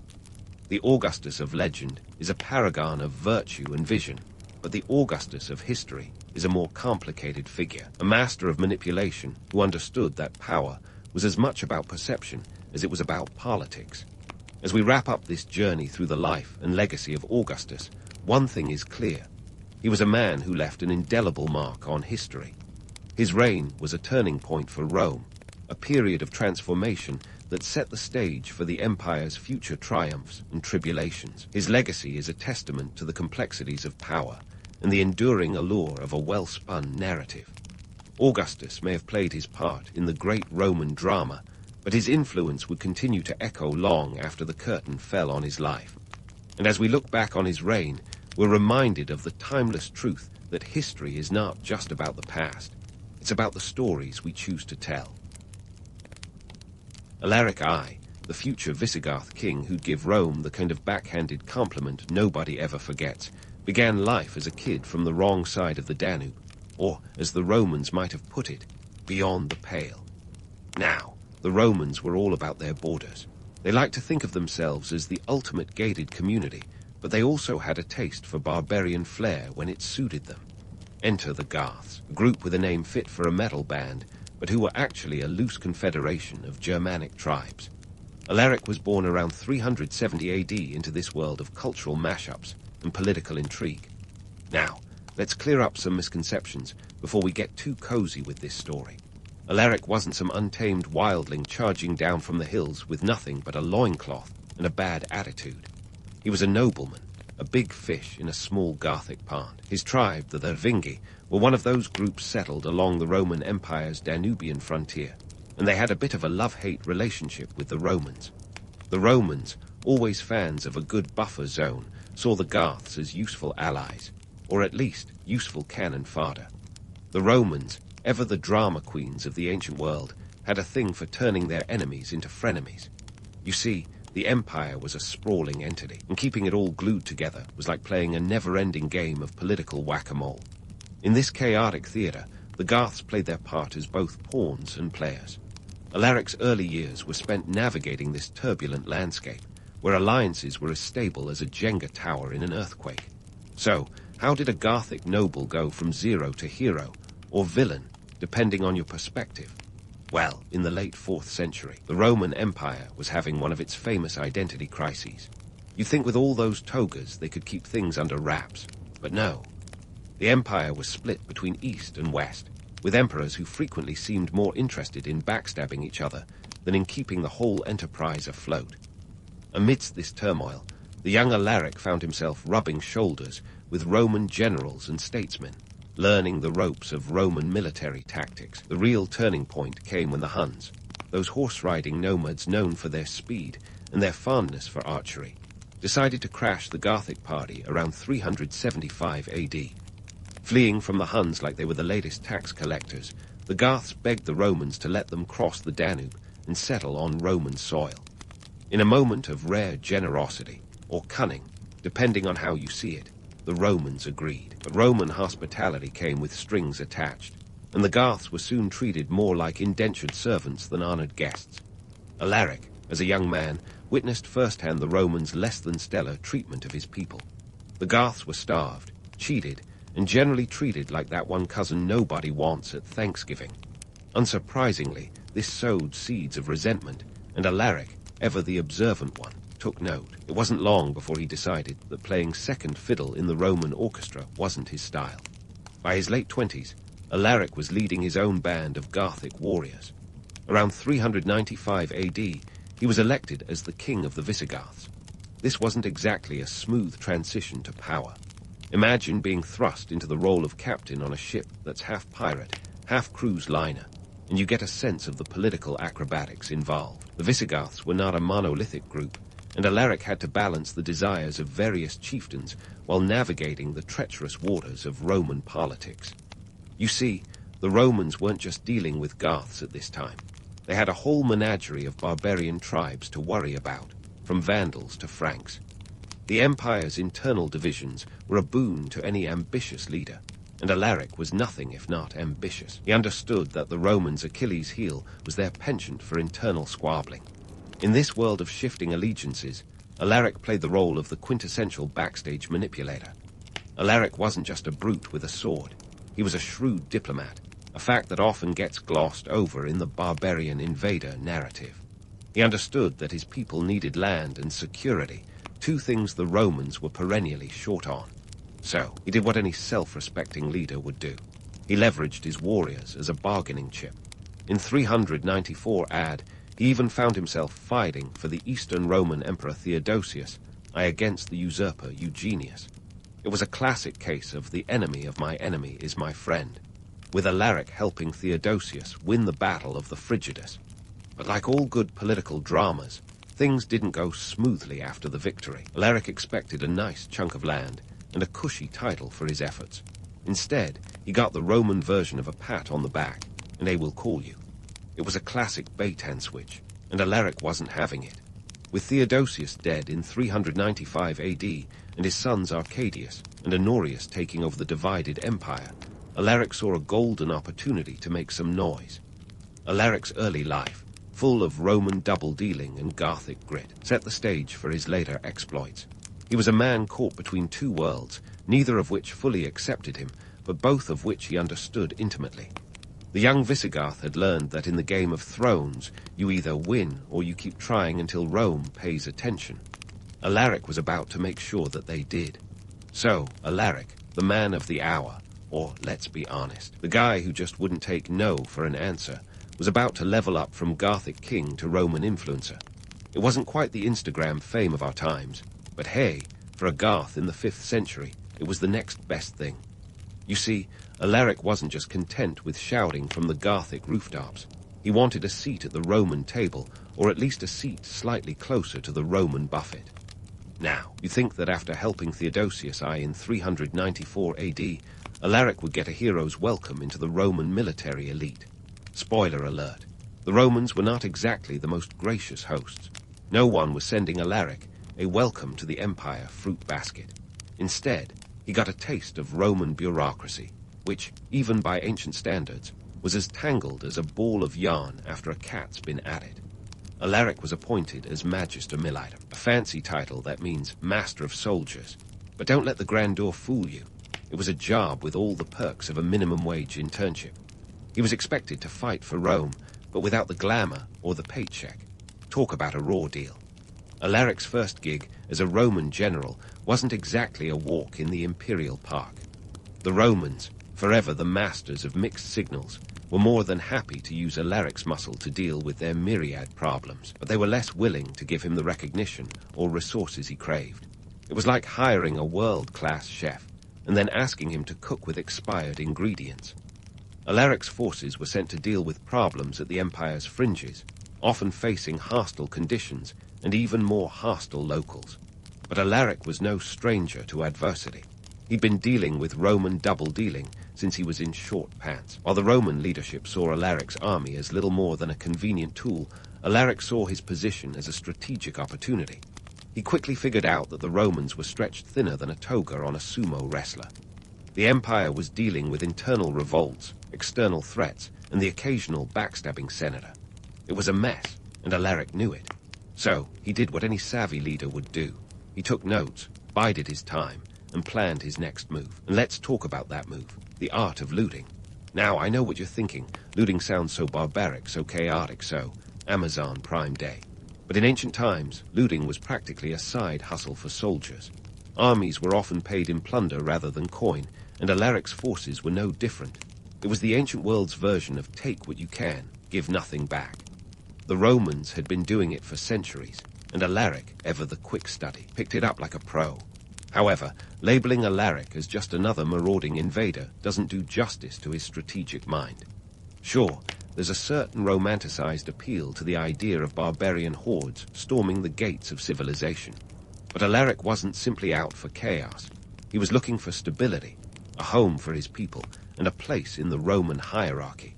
If that meant taking what wasn't freely given, so be it. His forces swept through regions like a well-oiled machine, taking supplies, food, and anything that wasn't nailed down. But this wasn't mindless destruction. It was a calculated strategy to pressure the Roman government into giving him what he wanted, a permanent settlement for his people within the empire's borders. As Alaric continued his campaigns, the Romans were forced to take him seriously, whether they liked it or not. His army moved with the precision of a military parade, albeit one where the participants were more interested in raiding the concession stand than marching in formation. Alaric's demands weren't unreasonable, land and recognition, but the Romans, in typical style, treated him like a stray dog begging at the imperial doorstep. They were more concerned with their internal power struggles than with the practical needs of a foreign ally who could have been a valuable asset. In 397 AD, Alaric's patience wore thin. He marched on Greece, hitting cities like Corinth and Argos, and even gave Athens a scare. The Greeks, who were probably still reminiscing about their glory days, found themselves negotiating with Alaric as if he were a rock star on tour. Instead of a concert, though, they got a crash course in Gothic diplomacy, which, unsurprisingly, involved a fair bit of looting and negotiating from a position of strength. Alaric was playing the long game, and he was not above flexing a little military muscle to get what he wanted. It's easy to portray Alaric as a one-dimensional villain, the big bad wolf of Rome, but the reality was far more nuanced. Alaric wasn't blindly destructive. He was a leader trying to secure a future for his people. He was caught between two worlds, each with its own set of rules and expectations. The Romans, ever fond of their own mythology, painted him as a barbarian invader, conveniently ignoring the fact that they had, in many ways, created the circumstances that led to his rise. By the end of the 4th century, the Roman Empire was a house of cards, teetering on the brink. Alaric was the gust of wind that could knock it all down or, potentially, prop it up, if only the Romans had been willing to play ball. Instead, they continued to underestimate him, treating his demands as mere nuisances rather than legitimate calls for partnership. What Alaric wanted was simple: a steady paycheck, a corner office in the Roman hierarchy, and a secure home for his people. What he got was bureaucracy, broken promises, and a whole lot of Roman drama. But Alaric was nothing if not persistent. He was about to turn the Roman world on its head, and whether the Romans liked it or not, they were going to have to pay attention. Alaric was playing the long game, and he was just getting started. And so, as Alaric tightened his grip on the Roman Empire's attention, he was about to unleash his piece de resistance, the sack of Rome in 410 AD. Now, before you get swept away by visions of fiery chaos and barbarians with bad hair days roaming the streets, let's pump the brakes and look at what really happened. This wasn't exactly the end of the world as the Romans knew it, but it sure was a wake-up call that came with a side of humble pie. First, let's talk logistics, because sacking a city wasn't just a matter of ringing the doorbell and running away with the spoils. Alaric's forces, numbering around 30, 000 to 40, 000 soldiers, had been hanging around the Roman suburbs like an unwanted houseguest for a while. They knew the lay of the land, and they weren't just swinging swords aimlessly. No, Alaric had a plan, and it involved something the Romans were notoriously short on: food. You see, Rome, the so-called Eternal City, was in a bit of a pickle. With a population of perhaps 1 million souls and an economy as stable as a three-legged table, Rome was dependent on grain imports from North Africa. Alaric, ever the astute strategist, knew that cutting off these supplies would have Romans singing a different tune. The city was already reeling from a series of logistical blunders that could make any bureaucrat blush. The Romans had failed to release a shipment of grain that was intended as payment for Alaric's troops. This wasn't just a faux pas. It was a colossal blunder that gave Alaric the perfect pretext to ramp up his demands. It was like promising someone a feast and then handing them a napkin. Alaric, understandably, wasn't amused. So he decided to turn up the heat, literally and figuratively. On August 24, 410 AD, the unthinkable happened. The gates of Rome were opened, reportedly by a group of disgruntled slaves. And just like that, the Visigoths walked in, probably wondering why the Romans had left the keys under the mat. Once inside, Alaric's forces conducted what can only be described as the ancient world's version of a flash mob, minus the choreography. They looted with the precision of a well-rehearsed orchestra, taking gold, silver, and anything that glittered. But here's the kicker. Accounts suggest that there was relatively little bloodshed. It turns out Alaric was more interested in the Roman treasury than in Roman lives. Now, let's address the mythology surrounding Rome's status as the eternal city. For centuries, Romans had believed that their city was invincible, protected by their guards and their walls. But Alaric's sack shattered this illusion like a dropped amphora. The Romans were forced to confront the hard truth. Their empire was more of a relic than a powerhouse. Yet this event was romanticized over time, painted as a cataclysmic end, when in reality it was more of a harsh reality check. Rome wasn't burning to the ground. It was being economically gutted. Speaking of economics, let's talk about the costs. Alaric's little escapade wasn't cheap. Armies needed funding, and sacking a city was as much about recouping investments as it was about sending a message.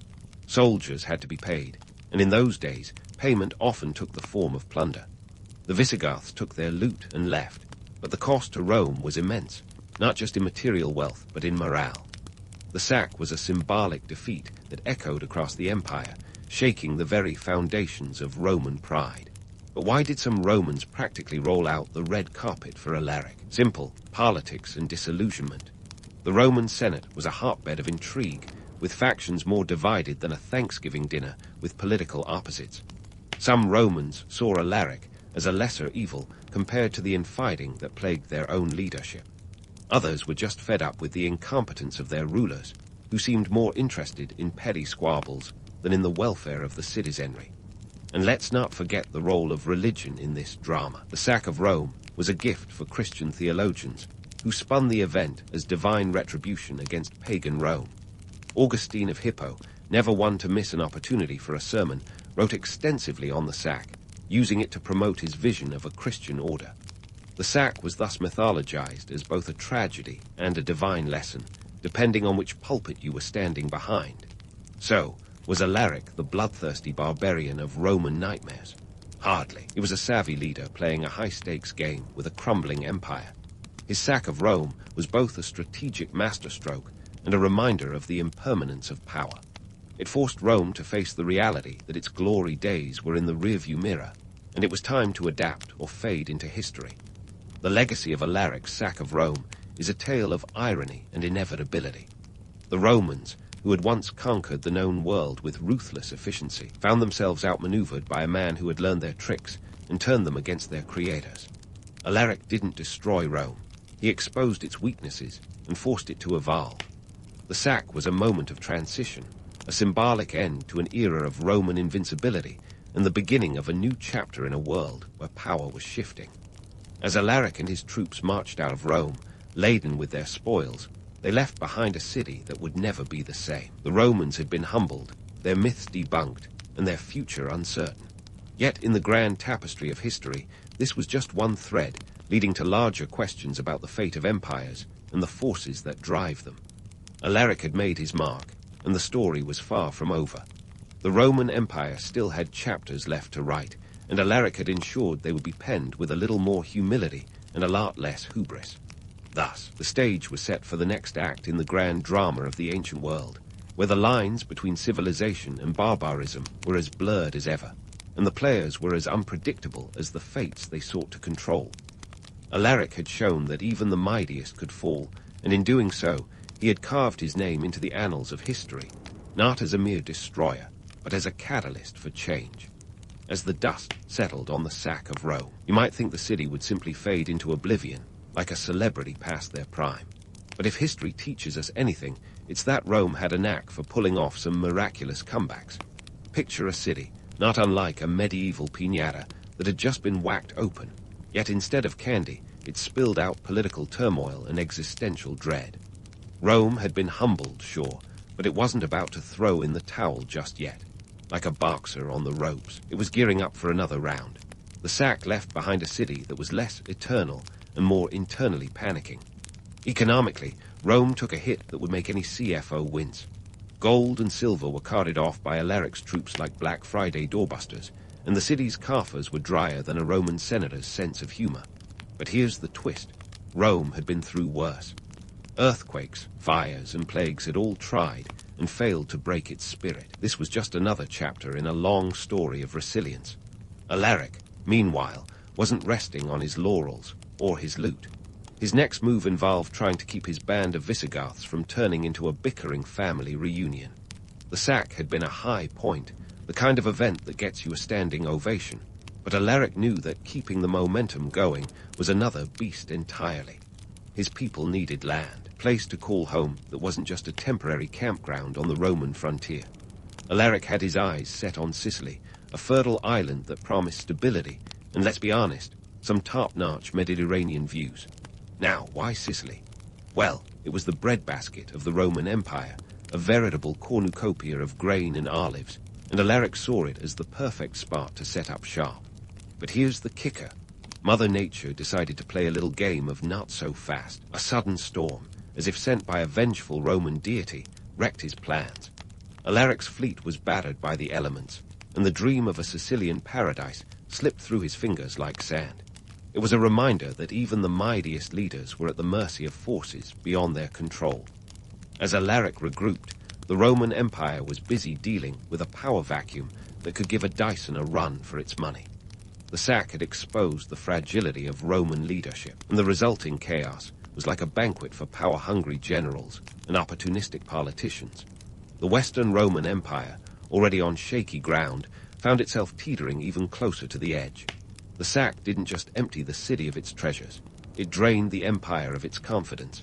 This wasn't just a crisis for Rome, it was an existential threat to the entire imperial system. The Romans had long clung to the dream of a united empire, with Rome as its beating heart. But Alaric's audacious move laid bare the cracks in that illusion. The sack was a wake-up call that signaled a shifting power dynamic, one where the old Roman order was no longer a given. In the aftermath, Alaric found himself in a peculiar position. He'd achieved a feat that echoed across the ages, but it didn't come with a user manual for maintaining an empire. His Visigothic warriors, flush with victory but hungry for more, needed leadership that could balance their ambitions with pragmatism. Alaric's challenge was to transform a band of warriors into a nation. Despite the setbacks, Alaric remained a figure of fascination and fear, a leader who'd forced Rome to confront its vulnerabilities. His legacy was a testament to the power of adaptability and the harsh truth that no empire is invincible. Alaric had shaken the Roman world, but he knew that the real test lay in building something lasting from the ruins. As the seasons changed, Alaric's health took a turn for the worse. In 410 AD, shortly after the sack, he died unexpectedly, leaving behind a legacy as complex as it was controversial. The Visigoths, in a move befitting their enigmatic leader, buried him in the riverbed of the Bucento, along with his treasures. The river was diverted for the burial. Those who had labored on the task were executed to keep the location secret, a fittingly dramatic end for a man who had defied the odds and changed the course of history. With Alaric's passing, the Visigoths faced a new challenge: how to navigate a world without their charismatic leader. The power vacuum he left behind wasn't just a Roman problem. It was a Gothic one, too. Alaric had been the glue holding the Visigoths together, and without him, their future was uncertain. The Romans, meanwhile, were left to pick up the pieces of their shattered pride. The sack of Rome was a humbling experience, but it also forced the empire to confront its weaknesses and adapt to a changing world. The ripple effects of Alaric's actions were felt throughout the empire, as regions once under firm Roman control began to question their allegiance. The Western Empire's grip on power was slipping, and Alaric's legacy was a catalyst for transformation. Yet, in the grand sweep of history, Alaric's story is a reminder that even the most formidable empires are built on shifting sands. His life and legacy serve as a testament to the power of resilience, adaptability, and the relentless march of change. Rome, the eternal city, wasn't about to disappear overnight, but it was forever altered by the Visigoth king who dared to defy its might. As we close this chapter of Alaric's life, the stage is set for the next act in the epic drama of the Roman Empire. The sack of Rome was just one moment in a vast tapestry of history, a turning point that signaled the beginning of the end for one of the greatest empires the world has ever known. But the story of Rome and of the Visigoths was far from over. In the wake of Alaric's audacious actions, a new world was taking shape, one that would redefine the boundaries of power and influence for centuries to come. And so, with Alaric's curtain call, the Roman Empire found itself in a world of existential dread, like a washed-up actor wondering why the phone stopped ringing. But let's be honest, Alaric wasn't just another villain twirling a metaphorical mustache. He was the guy who read the Roman playbook, tore it up, and wrote his own rules, kind of like the original Disruptor, but with fewer hashtags and more swords. Let's dig into the aftermath of Alaric's greatest hits. His death in 410 AD was a plot twist nobody saw coming, like your favorite TV character getting axed mid-season. He was buried with all the drama you'd expect from a guy who sacked Rome.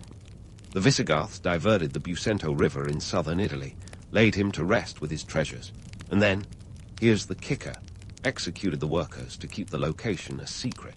It's like the ancient world's version of a confidential memo with a deadly twist. Imagine the logistical nightmare of rerouting a river, only to have the whole operation end in a hush-hush that's less understated burial and more clandestine caper. So, what was the legacy of a man whose ambitions were as grand as Rome's architectural feats? Alaric wanted land. A simple request, really, in a world where territory was the currency of power. But instead of a tidy real estate deal, he got a front row seat in the history books as the barbarian who brought Rome to its knees. It's the ultimate irony play. A nobleman turned warrior king, just trying to secure a future for his people, ends up immortalized as the villain in a toga-clad tragedy. Historians have been spinning Alaric's tale like a DJ remixing a classic track. In medieval chronicles, he's the archetype of chaos, the dark horse that galloped through Rome's hallowed halls. By the Renaissance, writers painted him with broader strokes, embodying the clash between civilization and barbarism, a narrative as juicy as a tabloid headline. But let's get real. Alaric wasn't some wild-eyed destroyer. He was a pragmatist who saw the Roman Empire as ripe for the picking, mostly because it was teetering like a Jenga tower in a windstorm. Why is Alaric so misunderstood? Well, for starters, history loves a good villain. It's easier to rally around the idea of a fearsome invader than to grapple with the complexities of a leader who was, at heart, a negotiator in chainmail. Alaric's story has all the makings of a blockbuster: ambition, betrayal, and a city that thought it was untouchable until it wasn't. But the truth, he was a leader caught between worlds, neither fully Gothic nor Roman, yet intricately understanding both. Fast forward a few centuries, and Alaric's reputation is like a vintage wine, aged and subject to interpretation. In modern historiography, he's seen more as a catalyst than a catastrophe. His sack of Rome was less about destruction and more about exposing the empire's vulnerabilities. It was a reminder that even the mightiest are not immune to change, a lesson as relevant today as it was in 410 AD. And here's the kicker. Alaric's actions inadvertently paved the way for the transformation of the Roman world. The sack of Rome didn't just signal the decline of the Western Empire. It was the spark that ignited the reshaping of Europe. The Visigoths, under Alaric's successors, would go on to establish a kingdom in Gaul and Hispania, blending Roman and Germanic cultures in a fusion of governance and tradition. This wasn't the end of civilization, but a remix, a new track in the playlist of history. Alaric's tale is a wry reminder of human nature's penchant for myth over reality. We crave the simplicity of heroes and villains, yet life and history is a muddled, glorious mess of motivations and consequences. Alaric didn't just sack a city. He dismantled an illusion, forcing his contemporaries to confront the truth of their fragility. It's a legacy not of ruin, but of revelation. So, as we wrap up this historical escapade, let's toast to Alaric, the Visigoth king who dared to dream big in a world that was shrinking. He remains an enigmatic figure, a bridge between ages, embodying the timeless truth that change is the only constant. His life serves as a poignant reminder that even the most formidable structures, be they empires or ideas, can be brought low by those who challenge the status quo. In the end, Alaric wasn't just a footnote in the annals of time. He was a force of nature, shaping the course of history with a mix of audacity and inevitability. And that, dear listeners, is the legacy of a man who turned the world on its axis, leaving an indelible mark on the tapestry of time. In the grand tapestry of ancient Egyptian history, Queen Hatshepsut is the unexpected splash of vibrant color that challenges your assumptions about who gets to wear the crown. Picture this. It's around 1479 BCE, a time when pharaohs weren't exactly lining up to hand over their crooks and flails to women. And yet, here's Hatshepsut, navigating the male-dominated corridors of power with all the grace of a swan and the cunning of a fox. Her early life reads like the setup to a political drama where the lead character rewrites the rules as she goes along. Born the daughter of Pharaoh Thutmose I, Hatshepsut had the kind of childhood that most of us only dream about, or perhaps have nightmares about, depending on how you feel about living in a palace filled with intrigue. Her dad, Thutmose I, was the Alpha Pharaoh, a big deal in the ancient world. But he wasn't exactly Mr. Monogamous, and Hatshepsut had to share the spotlight with a plethora of half-siblings. In a twist that would make modern soap operas blush, she married her half-brother Thutmose Roman II to solidify her claim to the throne. Keeping it all in the family was the Egyptian way of saying, why complicate things with outside bloodlines? Now, Thutmose Roman II wasn't exactly a powerhouse. Think of him as the historical equivalent of an underwhelming sequel to a blockbuster movie. When he shuffled off the mortal coil in 1479 BCE, the throne was technically his son's, Thutmose Roman III. But here's the kicker. The kid was too young to rule. Enter Hatshepsut, stage left, who decided that she was perfectly capable of holding the reins as regent. But why stop there? Why settle for being the babysitter when you can be the boss? Cue Hatshepsut's clever political maneuvering, which would make even the most seasoned chess player nod in appreciation. She didn't just want to be a placeholder. She wanted the full pharaoh package. Cue the ancient PR campaign that would make Don Draper proud. Hatshepsut began to portray herself not just as a stopgap, but as a divine ruler in her own right. She doubled down on the image of being the daughter of Ammon, the god of the sun and air, a lineage that was about as high caliber as you could get in ancient Egypt. She wasn't just a queen, she was divinely endorsed. To sell this narrative, Hatshepsut went all out with artistic flair. Statues and reliefs were commissioned showing her in full pharaonic regalia, complete with the false beard that was the ultimate symbol of Egyptian kingship. It was like she was saying, if I have to wear the beard to get you to take me seriously, then so be it.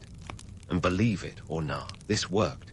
She was so convincing that she ruled for over 20 years, while Thutmose Roman III was relegated to the historical equivalent of a gap year, probably catching up on his hieroglyphics and waiting for his turn. The public, it seems, was largely convinced, because who's going to argue with someone who had the guards on speed dial? Hatshepsut made sure everyone knew she was the rightful ruler, with temple inscriptions and obelisks that proclaimed her divine birthright. She was the original spin doctor, and her efforts at self-promotion were nothing short of legendary. Her temple at Deir el-Bahari was a masterclass in architecture and propaganda, combining artistic beauty with a clear message. I'm not just in charge, I'm the best person for the job. Family dynamics.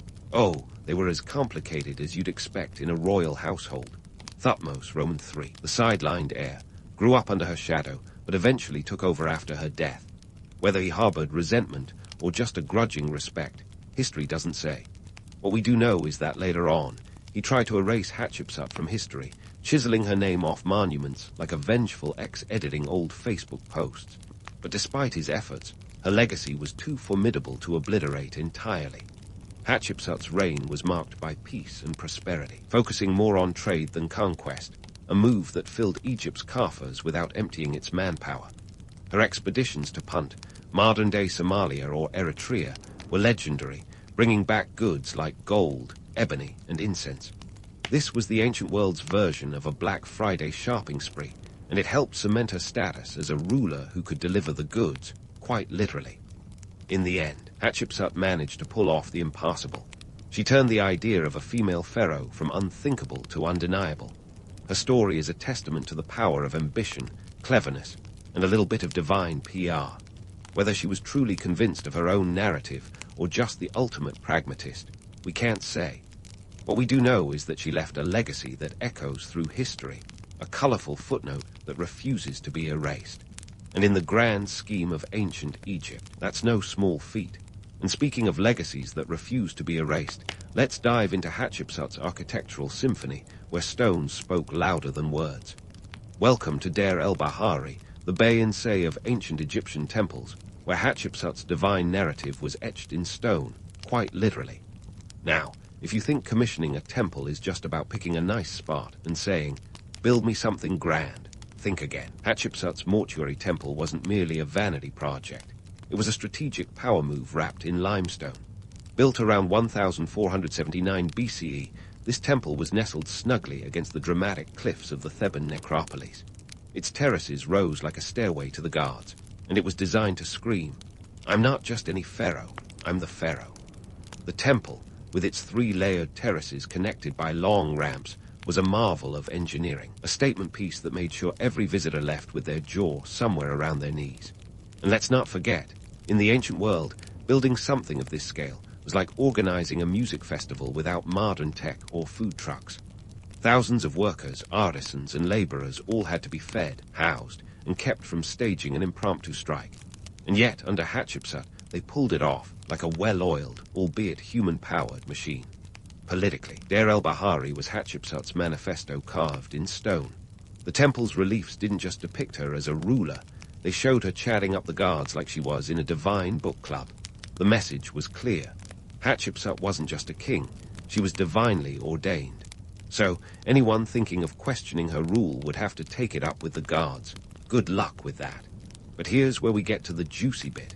Hatshepsut had a knack for embellishment. Her inscriptions were the ancient equivalent of an Instagram filter, turning up the contrast on her achievements. Take her famous expedition to Punt, for example. The temple walls depict this trade mission like it was the moon landing of the ancient world. Elephants, panthers, and gold, oh my. The Punt expedition was a triumph in resource gathering, but the reliefs made it look like Hatshepsut single-handedly tamed the wilds of Africa. This brings us to an interesting point about ancient Egyptian propaganda. Hatshepsut wasn't just building monuments, she was constructing a narrative. The temples weren't just places of worship, they were the Facebook pages of their day, carefully curated to present a certain image. The reality, well, the logistics behind these grand statements were as down-to-earth as you could get, literally. Thousands of laborers carved and hauled stone blocks, and the cost was astronomical, not just in terms of resources, but in human effort. It's easy to get swept away by the romance of it all, divine mandates, grandiose temples, and exotic expeditions. But let's not forget the everyday toil that made it all possible. The workers who toiled under the relentless Egyptian sun were the unsung heroes of Hatshepsut's reign. They didn't have the luxury of pondering divine right. They were too busy making sure the next block didn't crush their toes. And yet, for all the practicalities, Hatshepsut's building projects paid off. They were a masterclass in state-sponsored art and architecture that not only solidified her political standing, but also boosted the economy. These massive projects employed thousands, stimulated trade for materials, and spread Egyptian influence far and wide. It was the ancient equivalent of a government stimulus package, minus the paperwork. So, was divine intervention really at play in these architectural feats? Or was it more a matter of good planning, skilled labor, and a healthy dose of Hatshepsut's PR genius? The answer likely leans towards the latter, but who doesn't love a good divine right story to spice things up? In the end, Hatshepsut's temples didn't just serve religious purposes. They were monuments to her reign, a stone-cold reminder that she was a ruler to be reckoned with. And though Thutmose Roman III later tried to erase her from history, chiseling her name from as many monuments as he could find, the grandeur of her constructions ensured that her story was too large to simply vanish. They stood as silent witnesses to her reign, long after her detractors had shuffled off this mortal coil. So, as we journey through these ancient stones and inscriptions, let's remember that Hatshepsut was more than just a pharaoh. She was a master builder, a political genius, and a legendary storyteller. Her buildings weren't just structures. They were the blueprint of a narrative that defied the sands of time. And in the grand game of thrones that was ancient Egypt, she played to win. And let's not forget, Hatshepsut wasn't just playing the Game of Thrones with a fierce hand. She was also setting sail on the high seas, steering Egypt into a golden age of trade that would make any modern economist nod in approval. Picture this, a fleet of ships gliding down the Nile, packed with goods and headed toward the fabled land of Punt. It sounds like the setup for an epic adventure movie, doesn't it? Well, welcome to the ancient world's version of Indiana Jones, the quest for more stuff. The legendary expedition to Punt was Hatshepsut's piece de resistance in foreign policy, a move that showed she could do more than just build pretty temples. She was about to take Egypt's economy on a shopping spree that would make Black Friday look like a yard sale. But before you get swept away by visions of exotic lands and adventure, let's take a closer look at what was really going on. First off, what exactly was Punt? The ancient equivalent of a Where's Waldo puzzle, that's what. Scholars are still scratching their heads, trying to pinpoint its exact location. Some say modern-day Somalia or Eritrea. Others insist on more far-flung places like Yemen. It's a geographical mystery, wrapped in a riddle and tied with a bow of speculation. The temple carvings make Punt look like a paradise with incense trees and gold aplenty, but in reality, the journey there was more Survivor than Shangri-La. Speaking of incense, this was the ancient world's must-have accessory. Forget gold. The Egyptians were all about that aromatic life. Incense was burned in temples to appease the gods, and without it, you might as well have skipped the ceremony. Hatshepsut's expedition brought back bundles of the stuff, along with gold, ebony, and exotic animals, turning Egypt into a veritable treasure trove. It was like she hit the ancient jackpot, and the economy got a boost that even the most skeptical vizier couldn't frown at. But let's talk logistics for a second. This wasn't just a bunch of sailors hopping onto a boat with a vague idea of which way to paddle. Talking about a well-orchestrated venture involving fleets of ships, probably around 5 or so, if temple reliefs are to be believed, loaded with trade goods and ready to barter. This was the ancient equivalent of a massive supply chain operation, and it had to be meticulously planned to avoid turning into a disaster movie. The reality of such expeditions was a far cry from the romanticized carvings. Imagine the smell of salt water and sweat, the creaking of wooden ships, and the very real threat of storms or pirates. The sailors weren't dreaming of adventure. They were probably more concerned with keeping their vessels afloat and their cargo intact. Yet the payoff was worth the struggle. By bringing back these exotic goods, Hatshepsut not only reinforced her image as a capable ruler, but also injected much-needed capital into Egypt's economy. And here's a fun tidbit. The Egyptians might have been some of the earliest practitioners of branding. Hatshepsut wasn't shy about plastering her name all over these trade expeditions. Every crate of incense or gold was a testament to her successful reign. It was as if every shipment came with its own little reminder, brought to you by Hatshepsut, Pharaoh extraordinaire. So, while the temple reliefs show a serene Hatshepsut receiving tributes from Punt's leaders, the gritty reality was that these expeditions were fraught with challenges. The romantic allure of distant lands and exotic goods was tempered by the harsh realities of trade logistics, weather, and politics. Yet, that didn't stop the Egyptians from dreaming big, and Hatshepsut ensured those dreams came with dividends. But let's not forget another critical element here, foreign policy. While she was boosting the economy with these trade missions, Hatshepsut was also playing a subtle game of diplomacy. Establishing connections with Punt and other regions meant more than just economic benefits. It was about securing Egypt's place as a powerhouse in the ancient world. By creating these bonds, she was weaving a network of alliances and influence that extended far beyond her own borders.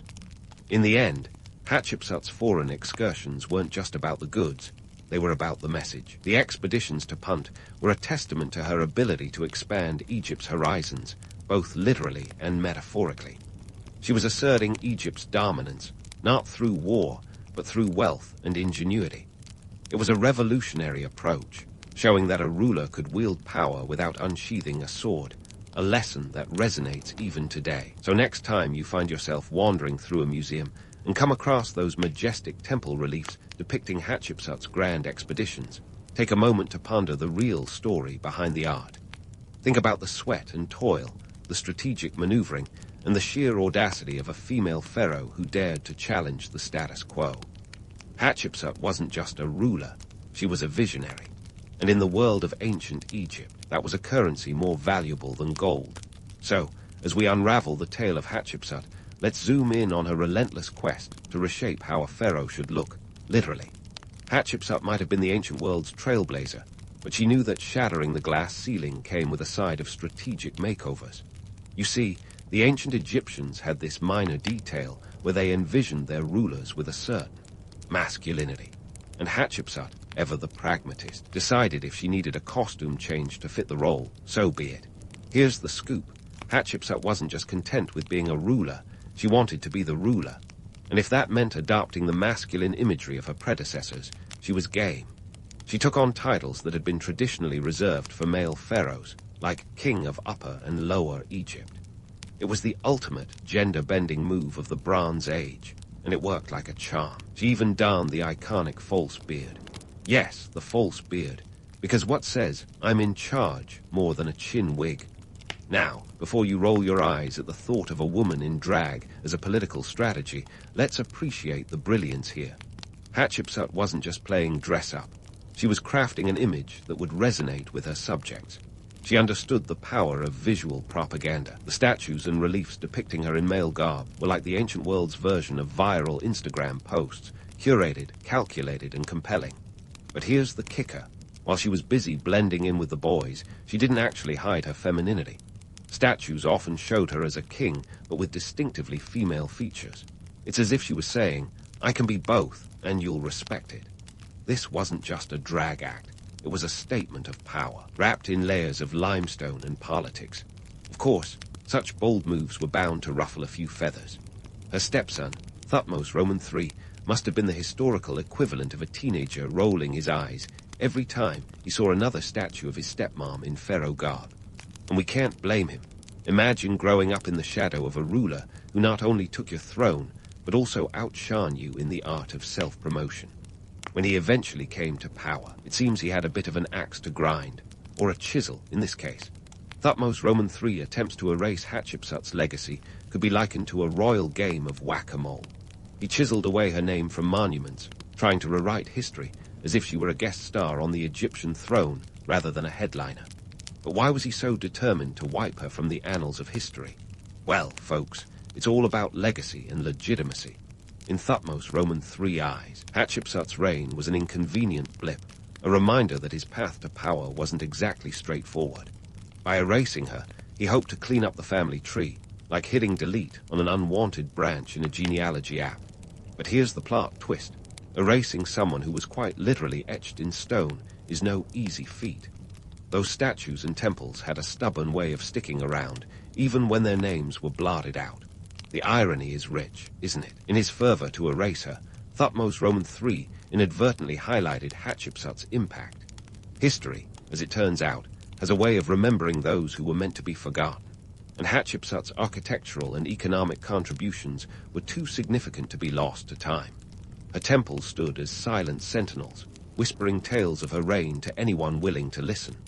Now, while we're on the topic of legacy, let's not forget the economic boom she engineered. Hatshepsut's reign was marked by a focus on trade and infrastructure, and this was no accident.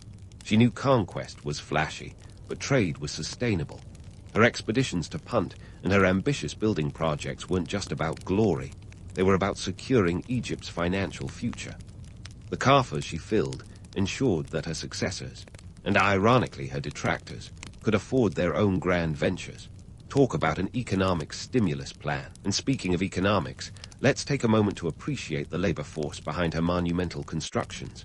Building those temples and obelisks wasn't a weekend DIY project. Thousands of workers, artisans, laborers, and stone masons were employed, creating a ripple effect that boosted the economy. It was an ancient jobs program that ensured everyone, from quarrymen to scribes, had a role to play in Hatshepsut's grand design. Yet, for all her accomplishments, Hatshepsut's story is a poignant reminder of how history is often penned by those with a chisel in hand. Her erasure was an early example of the politics of memory and how narratives are shaped by those who survive to tell the tale. But despite Thutmose Roman III's best efforts, the legacy she left was too monumental to fade into oblivion. The sands of time have a way of revealing the truth, even when it's been buried under layers of royal ego. So, while Hatshepsut's statues may have been defaced and her name struck from official records, her influence is undeniable. She was a pioneer, a ruler who deftly navigated the complexities of power with a blend of cunning, charisma, and a dash of theatrical flair. Her reign was a testament to the art of reinvention, proof that sometimes, to change the game, you have to rewrite the rules. As we wrap up this chapter of Hatshepsut's life, let's keep in mind that her story doesn't end here. The echoes of her reign ripple through history, a testament to the fact that true legacy is more than just a name carved in stone. It's the indelible mark left on the world.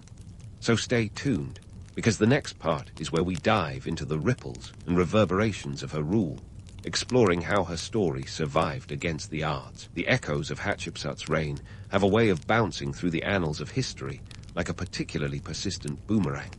Despite Thutmose's Roman III's best efforts to erase her, the ancient world, and indeed the modern one, couldn't quite forget the woman who dared to don the false beard of kingship.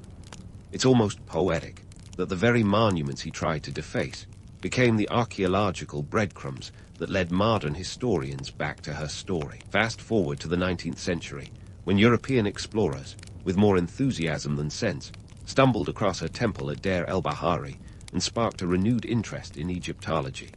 It was like opening a time capsule filled with intrigue, and Hatshepsut was the star of the show. But let's pause for a second and consider the courage it took for Hatshepsut to carve out her place in history. In a world where the pharaoh's power was intertwined with masculine imagery, her assumption of the throne was nothing short of revolutionary. She didn't just challenge gender norms, she flipped them on their head and gave them a vigorous shake. Her reign set a precedent for female leadership that, while not immediately followed in Egypt, echoed through time, offering a blueprint for women in power. The reality of Hatshepsut's impact is best appreciated when you consider the context of her time. A society where the idea of a female ruler was as foreign as the notion of Wi-Fi would be to an ancient Egyptian. She proved that effective leadership wasn't about gender, but about capability, vision, and a touch of divine marketing. She was more than a footnote. She was a headline, and her story resonates with anyone who's ever had to fight against societal expectations. Her rediscovery in the modern era brought with it a re-evaluation of what it means to lead. As archaeologists sifted through the sands of time, they unearthed not just statues and inscriptions, but a narrative that challenged the traditional male-dominated historical accounts. Hatshepsut became a symbol of defiance and resilience, a reminder that history isn't just written by the victors, but also by those who refuse to be silenced. Now, let's talk legacy. Beyond the architectural marvels and economic advancements, Hatshepsut's greatest legacy might just be the conversations she sparked about gender roles and leadership. Her story is a testament to the fact that power doesn't have to conform to the status quo. In challenging the norms of her day, she paved the way for future generations to redefine what it means to lead. Her influence can be seen in the tales of other powerful women who, like Hatshepsut, had to navigate the tricky terrain of leadership. From Elizabeth I of England to Catherine the Great of Russia, these women stood on the shoulders of giants like Hatshepsut, proving that leadership knows no gender. The idea that a woman could rule as effectively as a man was no longer just a possibility. It was a proven reality. And let's not forget the economic lesson she taught us. Hatshepsut showed that a ruler's legacy could be built on more than just conquest. By focusing on trade and infrastructure, she strengthened Egypt's economy and left behind a treasury that outlived her reign. It's a strategy that modern leaders could take a page from. Sometimes, the pen is mightier than the sword, especially when that pen is writing trade agreements. In the broader tapestry of ancient and modern history, Hatshepsut's story is both a cautionary tale and a beacon of hope. It warns us of the dangers of letting power dynamics go unchallenged, but it also inspires us with the possibility of change. Her reign was a masterclass in leadership, full of lessons about the intersection of power, perception, and gender. So as we close the book on Hatshepsut, let's remember her not just as a pharaoh, but as a visionary who dared to ask, why not me? Her story is a testament to the power of reinvention and the enduring nature of true legacy. In a world that often tries to erase those who dare to be different, Hatshepsut's legacy stands as a testament to the fact that true greatness cannot be chiseled away.